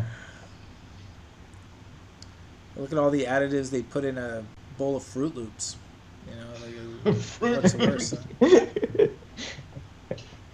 Are you calling the San Franciscans Fruit Loops? Yeah, you guys have Fruit Loops, like Pride Loops, the different colors. Yeah, that's true. Why do you think a chemist would know? I don't. To me, like a chemist knows everything about everything because they know how everything's made up. Yeah, it's all chemistry, It's all right? chemistry. You know? It's all chemistry. Hey, what do you think of this game? Since we have it up, we're not talking about the game. Looks complicated. It looks to me like White's not doing so well, but there's still potential here. yeah, you keep looking almost for a knockout blow for black, but yeah, you could play just slower. Got the squares, got the light squared bishop. We're talking nonsense, Judith says. Let's check on Mean Mike Walder. Mean Mike Walter. Angry Mike Walder. Don't get this guy angry. He's liable to play, Wait, Mike Walter really knows peace harmony. yeah, his chess is looking so good lately. It's just, the guy has been a strong master but he's coming into form now, I think, more and more. Yeah, his level of preparation just week to week is just... I think White's already in trouble in this game. Yeah, same here. I mean, that bishop on g2 is just so bad. I mean, I don't know what White has done, but like that bishop on g2 is worse than that bishop on g7 by far. Oops, sorry. I'm like clicking away. That's fine. What about Elliot? d4. Whoa, what's that? Let me go to Elliot. Okay, so he's going for bishop b4. I think that's what Nick was talking about. And here's, Yeah, going for the knockout. Not sure it works. And Elliot did not win a pawn, but he has a nice looking game. Feel that white bishop on d4 looks like a nice piece. It does indeed. yeah, it's got some good squares to go to. I'm kind of surprised that there are pros to a pawn being on c3. Two f6 for isolated black pawns. here. Just close that up. I mean, is the issue just the double bishop pair that White has?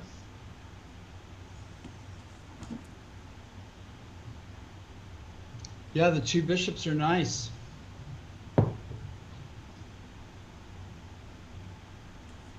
Okay, where would you place those rooks and the knight? I think the knight on d3 is actually just fine for the moment. I feel like it could be improved or has potential for somewhere it could be. What's going on board 2? Board 2. That's Elliot's game. This is board 2. Oh, this is it. This is board 2. This is board 2. Well, if I'm black, maybe play f6 and try to play into knight c4 or something like that, or knight c4 right away. Black looks like he's doing fine. But this is board 3 right here. Oh, what happened? Okay, here, yeah, board 3 was a lot of action. C4, if we go back one move, just threatening everything, and then bishop takes d4. And then c3. Whoa. Yeah. Wow. Yep. I was is wondering a what he shock. had planned on bishop d4. So, knight takes c3, knight takes c3, bishop takes c3, and bishop takes f3. I'll be We got right speed. back. Bishop takes b6, pawn takes d2 with check, and then recaptures on b6. Oh, Max, this is something.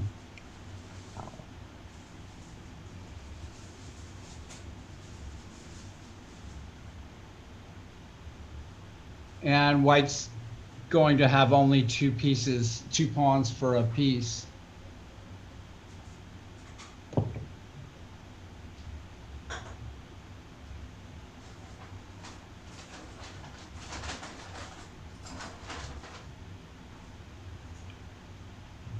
And I think that piece is worth a lot more than one pawn.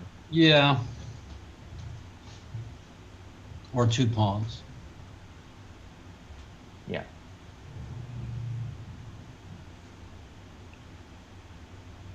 Gosh, the light squares really was white's big issue here. I'm surprised he never castled or played rook f1. Get that rook off that diagonal some of the time.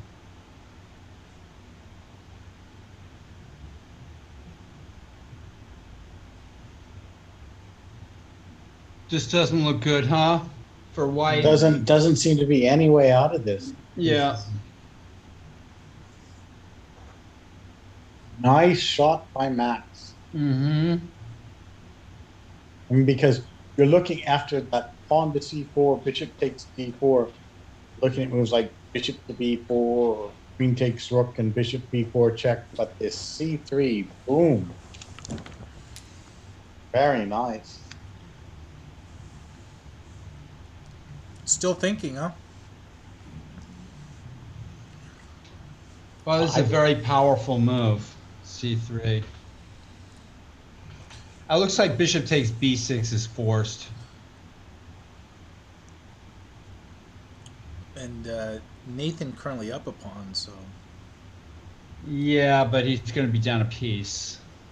let's have like 2 pawns for it, right? I mean, You'll if get we're counting 2 pawns. pawns, I mean, we could just play knight takes c3 instead, right? No, queen takes a5. Oh, yes. Oh. And you can't play, well, you could, bishop takes c3, then just simply knight takes c3, and I think that's even worse than bishop b6. I Yeah. could be wrong, but So bishop b6 is just the best move here. I don't know. d2, knight takes d2. And b6. Yeah. What a move! What a move by Max. And he's shown flashes of like, wow, moves. He did against Stearman. I mean, he's done it against. Yeah, he's a tactician Yeah. that kind of looks for the shot.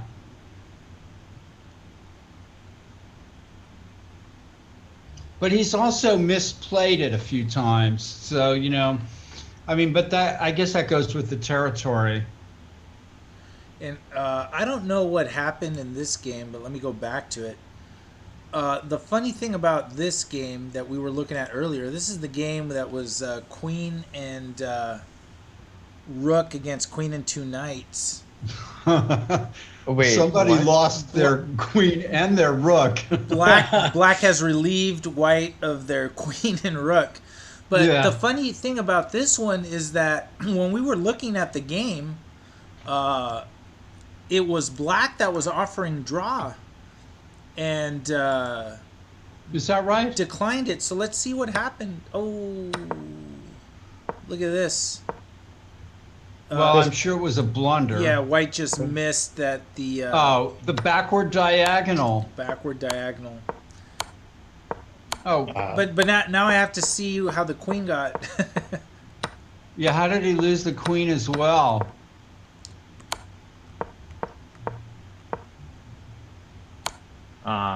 Maybe. Oh, yeah. Oh, it promoted. that's how we got. Oh, I see. Yeah. So. Wow. So this will be a nice win for Sunny Lou. Yeah. Catherine Sunny Lou. I believe that's the. Yep. Very tough player. But yeah, had the opportunity to take a draw, declined it, and then things went south after that. Back to the Elliot Winslow game. Elliot who? Yeah, Elliot who? E.C. Winslow. And Mohammadi playing H4. I think white just is kind of looking. I don't understand H4 really. What's wrong with H4 though? I mean, H5, H6, creating play. Now that the queen side is clamped down. I guess it's a move. Black still has to come up with something. That's still about even. Time to go pawn snatching with Queen A3.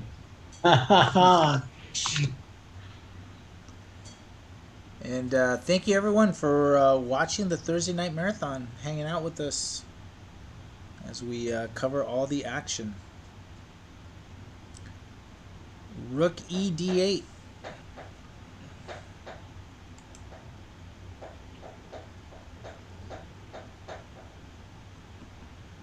Okay, Winslow is just solidifying the position. Probably will play a move like H6 also, and get everything very solid. And then maybe he'll play Paul's Queen A3. The thing to do is to go in blind with your blinkers on, and then get stunned by a reversal, a horrible reversal. Well, anyway, that's what's been happening to me lately. Yeah. Actually, it's interesting. I think my chess goes through phases, where I'm seeing a lot, and then, gosh, I'm seeing nothing.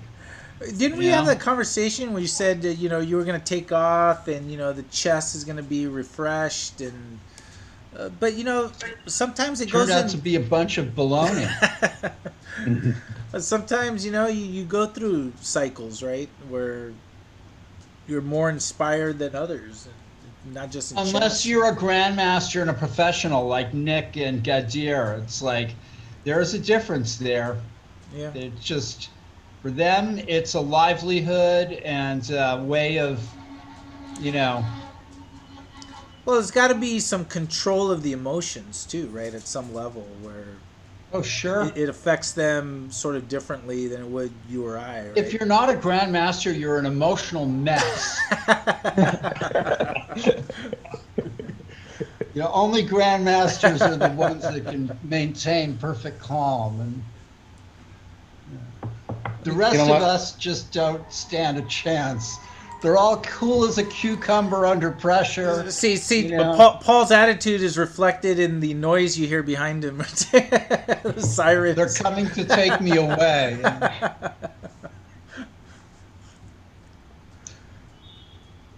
He's still thinking, huh? Right here, C3. Like, what do I do?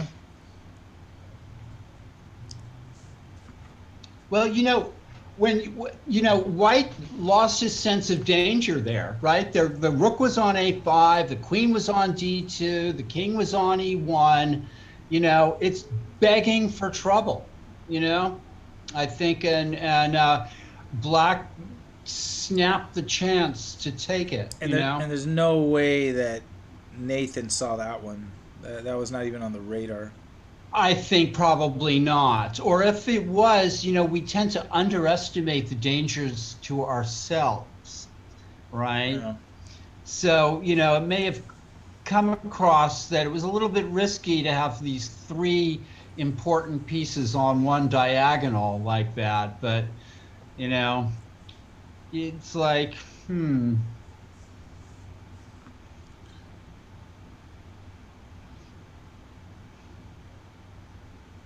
And just checking on a game that we haven't looked at yet. This is Ethan Sun against Jonah Bush. Jonah putting a how lot did of pressure. Jonah do in his last game? Um, Good question. Let me check that out. So he must these are some of the, what is this, board 4, 5? Jonah is playing board 6. Okay. And he lost his previous game because he was at 2. I think he lost to Elliot's opponent, Mohammadi. Let me verify that. 11. Yes, Sina Mohammadi, That's right. who's USCF rated 2163. Okay. So it's a strong player. So Elliot's playing at 2163, so a strong player. Right over here. Actually, this is one of the few occasions where the player's chess.com rating is lower than their actual USCF rating. Switching the orientation. Queen H5. What an interesting move. I'll be right back. Yeah. Yeah, what's the thought of that? I'm guessing something like Queen G5.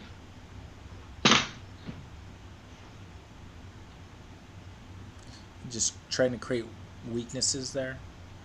Yeah. I mean, now you're just Well, there you threatening go. mate at G7. Now you got it.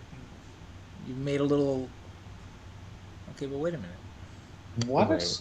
strange move on the G6. Isn't that weird? That Wait, I'm seems to sorry. be loosening the dark squares. That's I clearly that's missed exactly something. what we were saying. Just trying to induce a weakness. So On to Queen H6, H6 Queen would have been F8. Is that normal. right?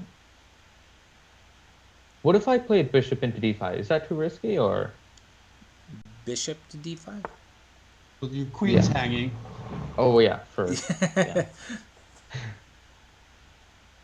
Queen G5, huh? Interesting. Why did Elliot play G6? that's Very strange. That's the exact reaction that we had.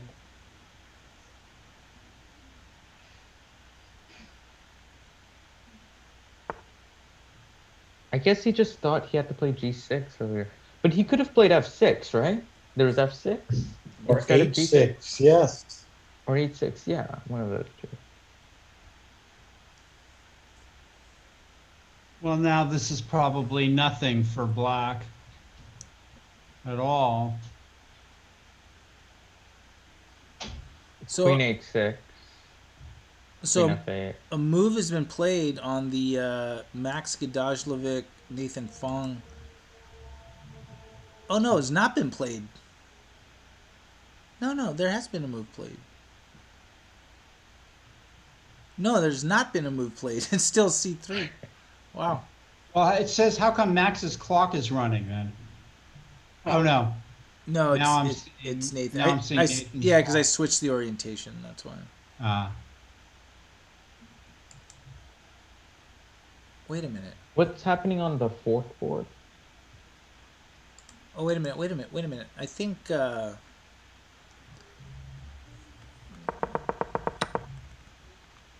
Is this right? Let me reset something. Hold on. Let me make sure that I have this correct.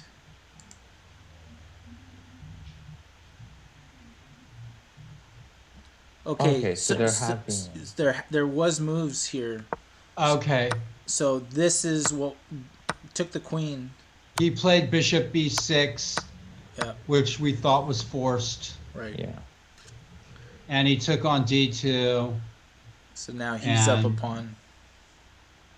Would you prefer A into B6 or knight into B6?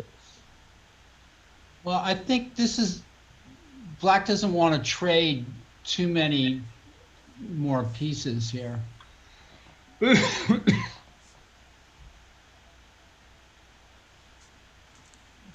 Well, this is actually, this is what White should have done.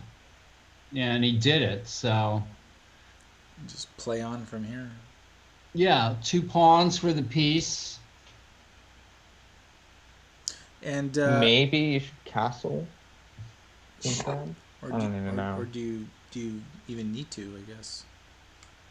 I think we White's should. going to play rook a1, and then Black has to do something too. So Back to Elliot's game here. They've traded the queens out.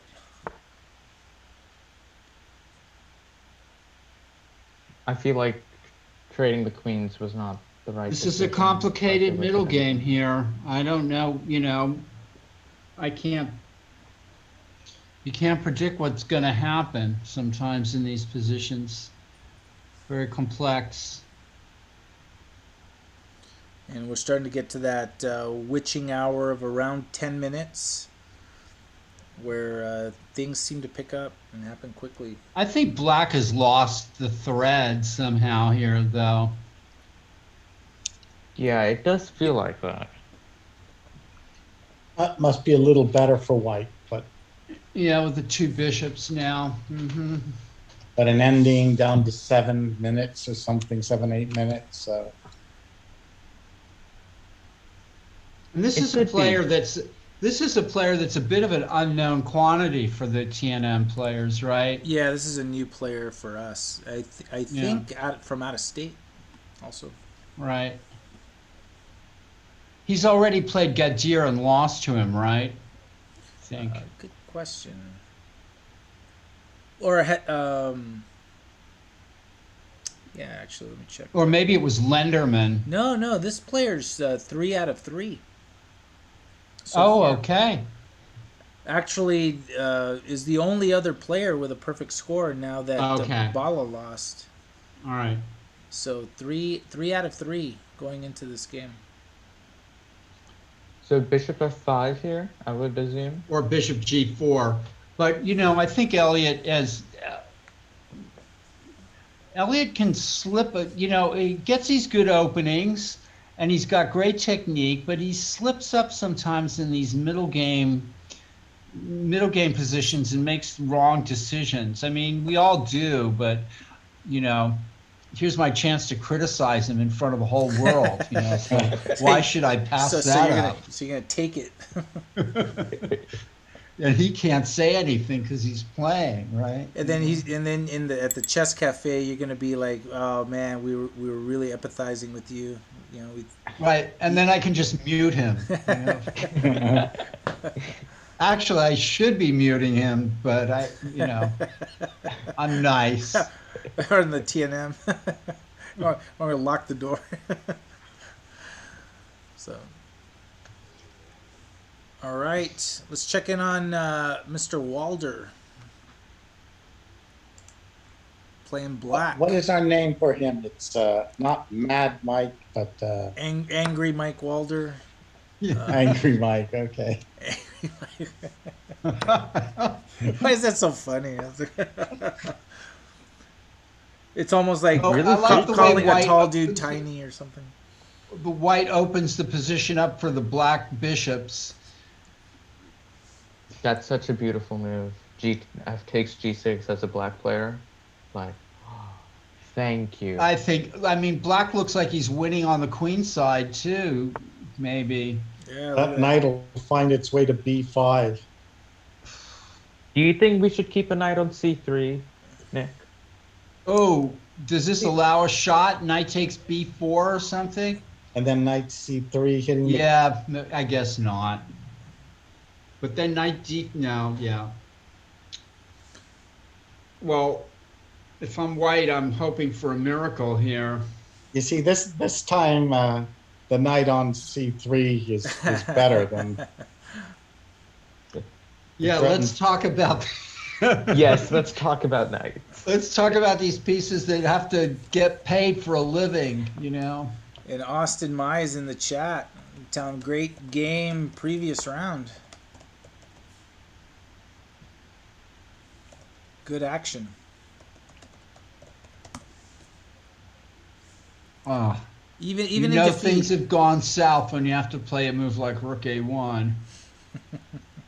Is the queen getting trapped? I like Knight Knight C3, A3 Queen now. F2, Bishop E3. I like Knight A3. Austin Mize in the chat saying in that game from the previous round that he forgot en passant was like an option. Oh, come on, Austin. Yes, you would have played He it. says even if he saw it, he probably wouldn't have played it. Well, that's I interesting. doubt that. Come on. Go back and watch You're not going to pass it. watch the broadcast if you haven't already, because we sort of went through that variation a little bit. It was such a beautiful, like, Yeah, it would have been Knight interesting. A3? It would have been I'm interesting. sorry. I thought Plays Knight it. C3, Queen F2, Bishop E3 trapped the queen. Am I wrong? Well, the queen could have Oh, gone no, to F3 F3. too. I see. Yes. Well, white's just hanging on for dear life here. How is White still alive again? He's not. We should move on to the next game. Michael Walter is playing like great chess. Going back to this one here, it's look at the game's building up. Look at this little attack over here. Anything to it? White's doing the best he can, being a piece down. Like it's actually not that bad now that you start looking at it But look, than it was a couple of moves ago. Well, let's see. Bishop E4 and Rook C3 is the threat. Yeah, so King D2. Or, okay, Knight B5, I guess. That works. The idea of playing Knight D6. Is this going to hang together? Maybe, maybe not.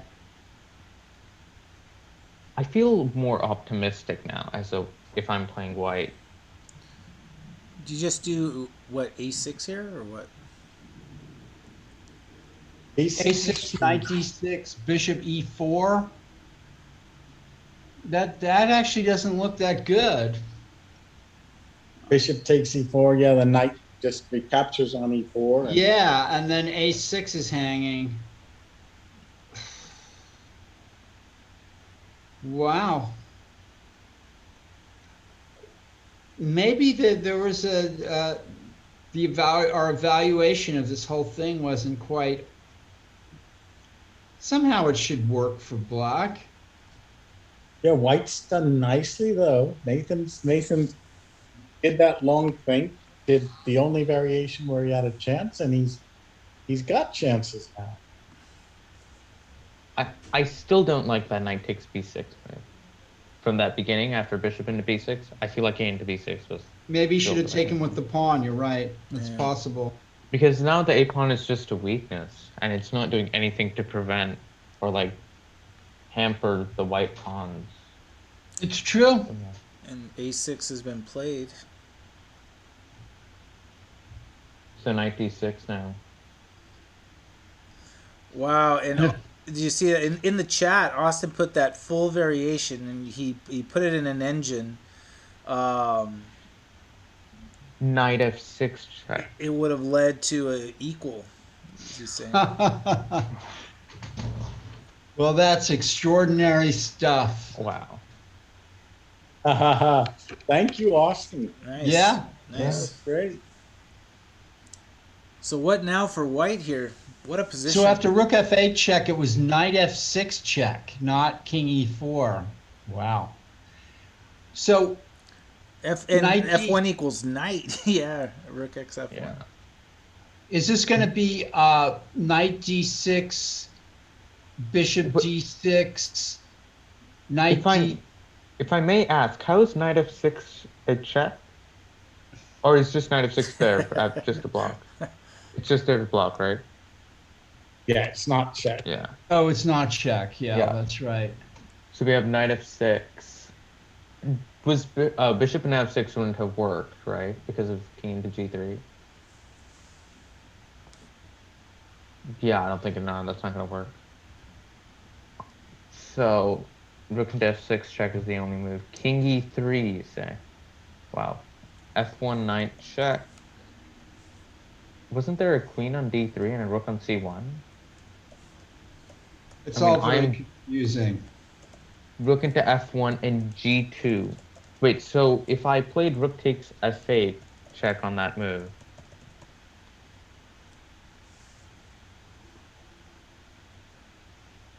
All right, so what about this game? Knight g6? yeah, knight bd6. I thought we decided this. Did we? Knight bd6. How about bishop takes d6? Yeah. Knight takes d6. And then rook takes c3? Yeah. Yeah.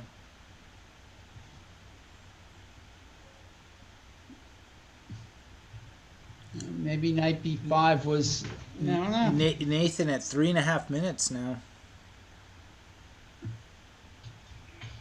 Okay, knight bd6, bishop into d6, pawn into d6, Then you can play, bishop into e4, d into e4, and then which pawn are you going to take? Take the pawn on c3. Oh no, Okay, then that then allows e5. So yeah. have to take the pawn on d6. Then but then rook takes a6. Rook takes a6 would allow rook takes c3. I see. So you probably have to go. Yeah, I guess that doesn't work. so what if white takes back with the knight on g6? Then rook takes c3. King d2 there. No, wait, no, king d3 then, I mean, still something. Yeah, white might be losing control here. Yeah.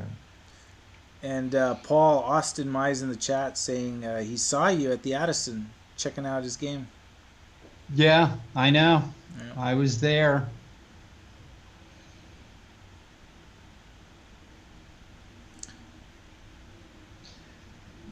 I was working for Peanuts. Actually, I was bringing peanuts. He's bringing. I just thought it was- He literally brought the peanuts. I brought the peanuts. Yeah. So Paul brought a big jar of peanuts for himself, and he brought one for me. I thanked him very much. And then I started eating out of his jar. He was eating out of my jars. It was like, Well, they were identical jars, so Yeah, it was difficult to tell. all the same. And here we go. And Bishop takes knight. somewhere in there was some chess as well. Yeah, So. yeah. Mixed in between it all. I'm sure you just try to grab some peanuts out of the jar and suddenly you found a bishop, just hiding in there. Oh, you should have like chess piece themed peanuts. You'd have to like sculpt them. It'd be a lot of trouble. So is there it looks any way you take with the pawn? Well, bishop e4. No. Doesn't- Okay, so the pawn takes d6, bishop takes e4. How about rook takes a6? Is that a stretch? I think so. Bishop d3 check. King takes d3. Oh, I see. That's true.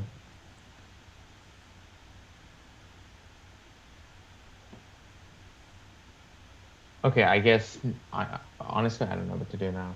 B4. I think white's losing it here.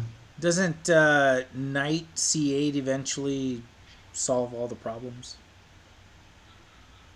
Knight c8. That would be. Oh, after bishop takes e4.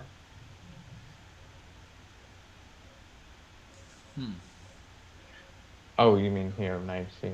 Yeah, I guess. 'Cause I mean, like it seems like the only danger for the moment appears to be that knight on d6.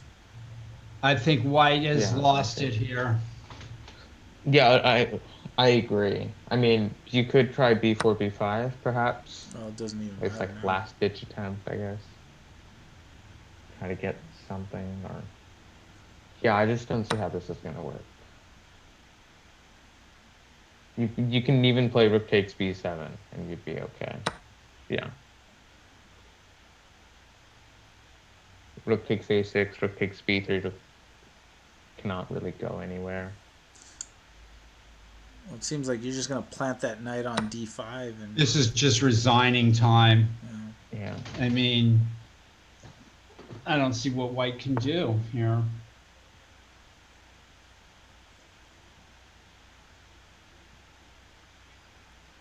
yeah, and especially with a minute and a half left. Yeah. This king, you can play the king into the middle now a little bit, king c7 or something. And that's right. Paul was there to broadcast the Addison, but one of the things we didn't really take into account are the round times were so close. We started all the games on time, but every round was literally 5 minutes was going to be the start of the next round, and Wow. then we had an issue with the boards because it wasn't reading some of the boards, and I was talking to Juan, and he thinks that because I was using the same 5 boards that we used the Tuesday Night Marathon broadcast, in the computer system, it looked like I was trying to use one board simultaneously for 2 events. Because the marathon runs through 5 weeks, right? But as far as it's concerned, it's an active tournament, and so yeah, it just didn't come together. But it was kind of nice having Paul just checking out the action, keeping Tony Lama entertained. He showed up. That was fantastic being there. Tony Lama gave Allison Wong, who was volunteering, a mate in 3, and she solved it. Mm-hmm. So that was cool. So Allison got a little mechanics, true mechanics education there with the Tony Lama mate in 3. Knight b4 looks good here. Yeah, Max going for the kill. And played on the board.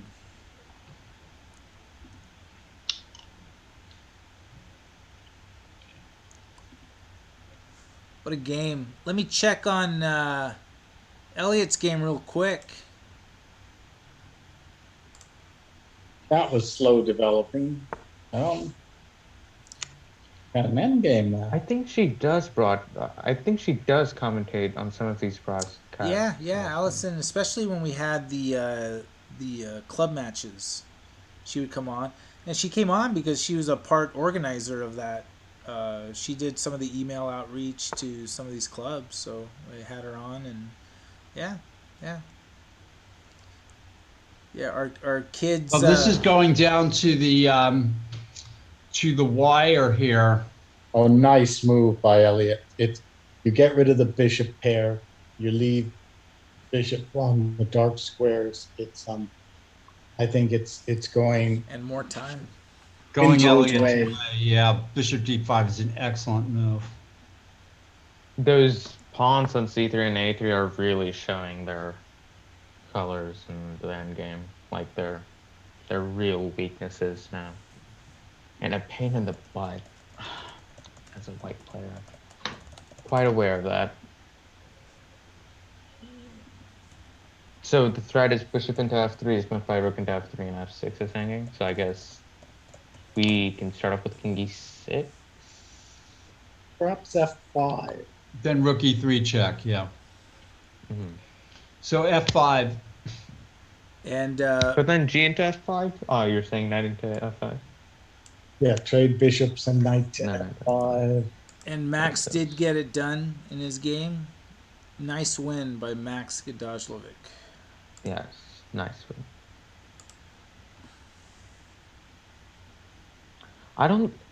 Yes, white must consider something along those lines, but I don't think a4 a5 is gonna be Well, I going to mean, white happen. would love to trade a queenside pawn over there. That would be fun.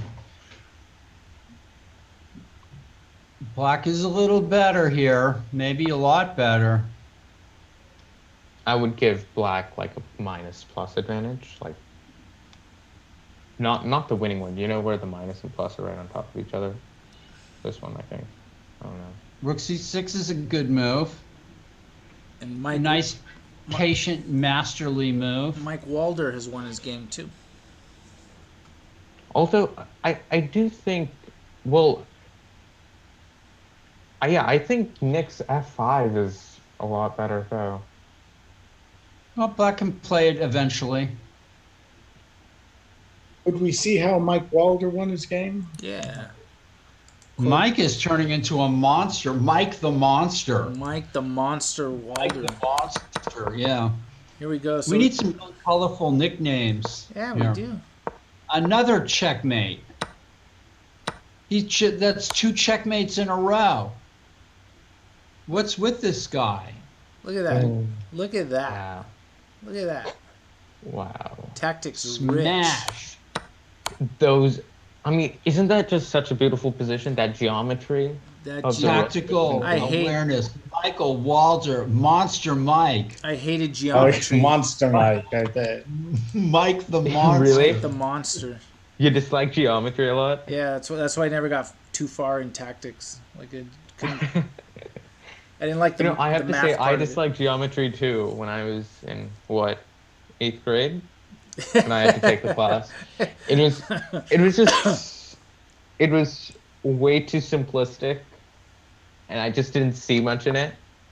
See, you hated it because you Exactly. probably thought this is too easy. I hated it because I thought it was Yeah. too hard. That's why I didn't like it. Here we go. 19 seconds for Sina Mohammadi. I mean, proofs are, yes, it depends on what you're trying to prove. But I have to say, the calculus proofs are just way more rigorous. I mean, I was looking at the, which one? The mean value theorem proof. And gosh, boy, like you have to put so much rigor into the proof. Yeah. And for something that just is so geometrically simplistic, like it just makes sense intuitively. Yeah, let's not talk math on the broadcast. Elliot's just playing a beautiful game I here. apologize. It just doesn't feel fun. Elliot's playing a nice game here. Well, now is there like an element of this where This looks winning for black now. Yes. Elliot Right. brought him Got a pawn. brought him past that like middle game and is now in his wheelhouse, but he's got seconds on his clock. That's part of it too, probably. For Sina. Rook h1. Knight g6 check. That doesn't work. I mean, king f5, h4, I guess. Yeah. Is there another way around? Like rook b1, perhaps? And rook d7? It's got to be careful. It doesn't. What if you had, for h4, what if you played rook g1? Oh, but then I guess there's just 97 king g4, and then you pick up the pawn back? Yeah, Elliot's got a little technical difficulties, right? Yeah, I mean, imagine this funny draw. If you just have like h4, rook g1, h4, rook g1, 97, king g4, and then you have to play knight g6, king f5. And That'd be kind of a funny draw. Well, rook g1, yeah. Is he just going to give up the pawn? Because I think that kind of makes sense. Because you're going to pick up the c3 pawn anyways, so. Elliot. Yeah, you are going to pick up the c3 pawn, is that right? Because knight b5, king takes h4, knight takes c3, rook c1, rook c4. Elliot getting under a minute, close to it. And he's going to need to be careful because he doesn't want to get to where he's Scrambling for 20 time seconds. as well. Yeah. It tends to Rook c4. betray him sometime. Rook c4, king x, That's a knight looking f5. move. White could lose both the queenside pawns. f4. Well, now knight c6. Yeah, that's a nice move. And White seems to be playing on the clock fairly decently. He's bringing Elliott close to low on time. Rook D1 is a good move too. Yeah. Excellent move.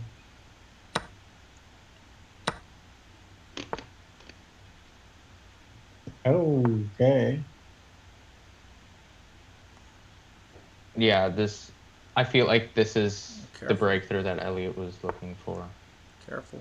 Or maybe I could be wrong because rook takes d4, rook takes d4, king takes d4, king f5. He delays them? Oh, rook c6. Rook b6 now, I assume. Or a6. Yeah, a6, rook b4, then rook b6. Precision. Gotten tough. Gotten tough. Elliot should have had Oh my better. gosh.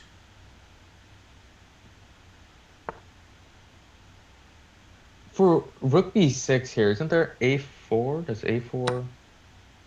Oh, rook c4 does the job King immediately. takes f6. Yeah, that is a bizarre move here. What's Elliot doing?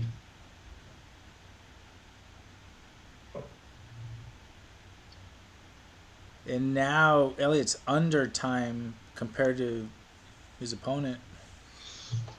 So rook takes d4, Elliot f5, confused himself. d4. Under 10 I think this seconds. is probably a draw now. And Mike Walder thinks so. 3 You better move, seconds. though. Better move. Don't lose on time. Oh, but look, White's going to queen with check. Oh, Oh, there we go. Oh. Oh my king goodness. back. d6 check. No, this is lost. Oh, no. King b6, d6. Yeah, look at this. This is lost. It got away. Oh, my God. Oh, wait. My Now God. for b2, d8 queens. Nice. He's going to With queen check. with check. Yeah. Yeah. That's What a yeah. game. King E7 won easily too. Unbelievable, but nicely played by Cena in the end. Oh, but that was a collapse. That was a collapse. Yeah. It was a collapse, yeah. And here's Jonah Bush with black trying to To dream the impossible dream.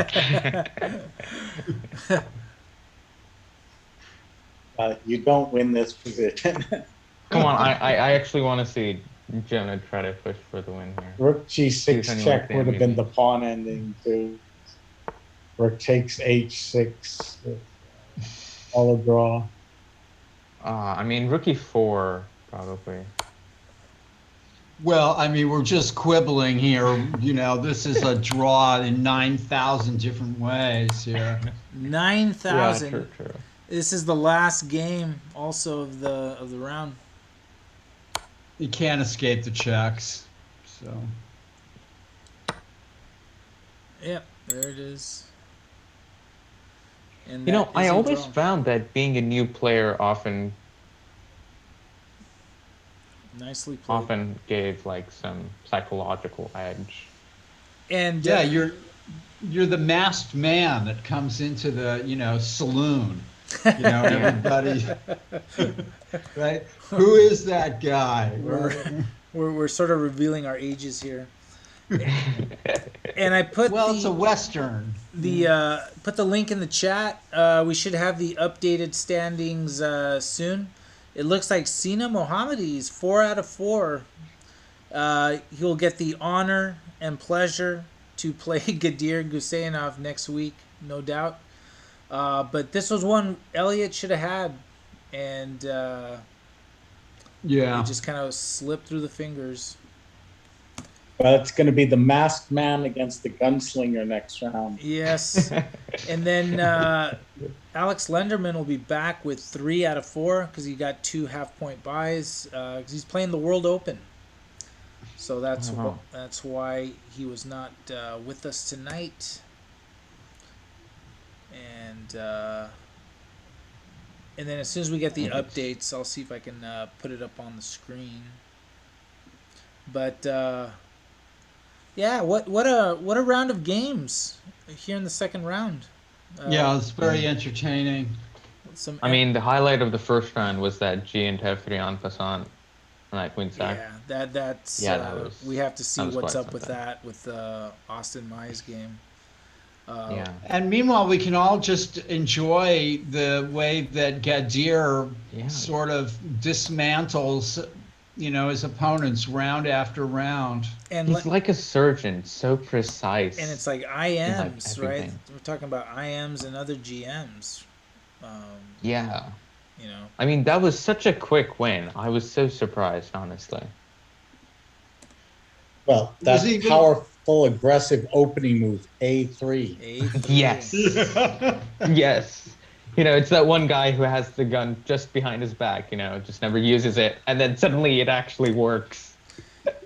And is that something in chess where, at the highest levels, where you play a move that's like really unorthodox that somehow encourages like more aggression, where you think you're going to be ahead of tempo now, but then you sort of, overextend yourself?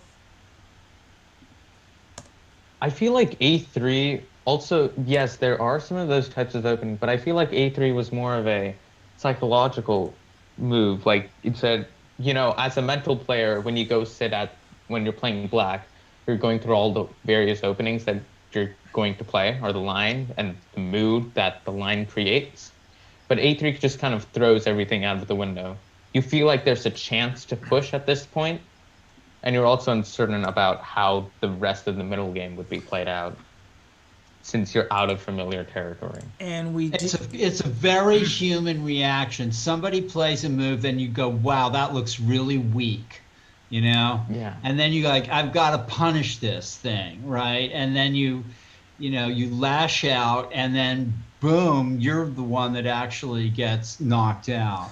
and we have the updated. I could just tell you. I mean, two players with 4 out of 4. It's Gadir Guseynov and Sina Mohammadi. They are the standouts currently. It's 8 rounds, so 4 out of 4.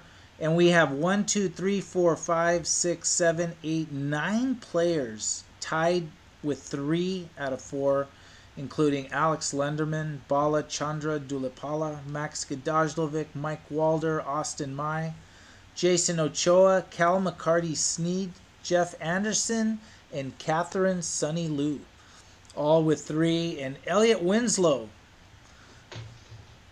2.5. Round 6 can easily be Gusenev versus Lenderman. Yeah, it's like with the number of rounds we have, in all they're gonna face off eventually. So I think they're going to they could easily face off in round 6. Yeah. If Gusenev wins and Lenderman wins, then that's the forced pairing. and the link is in the chat if you want to check the updated standings.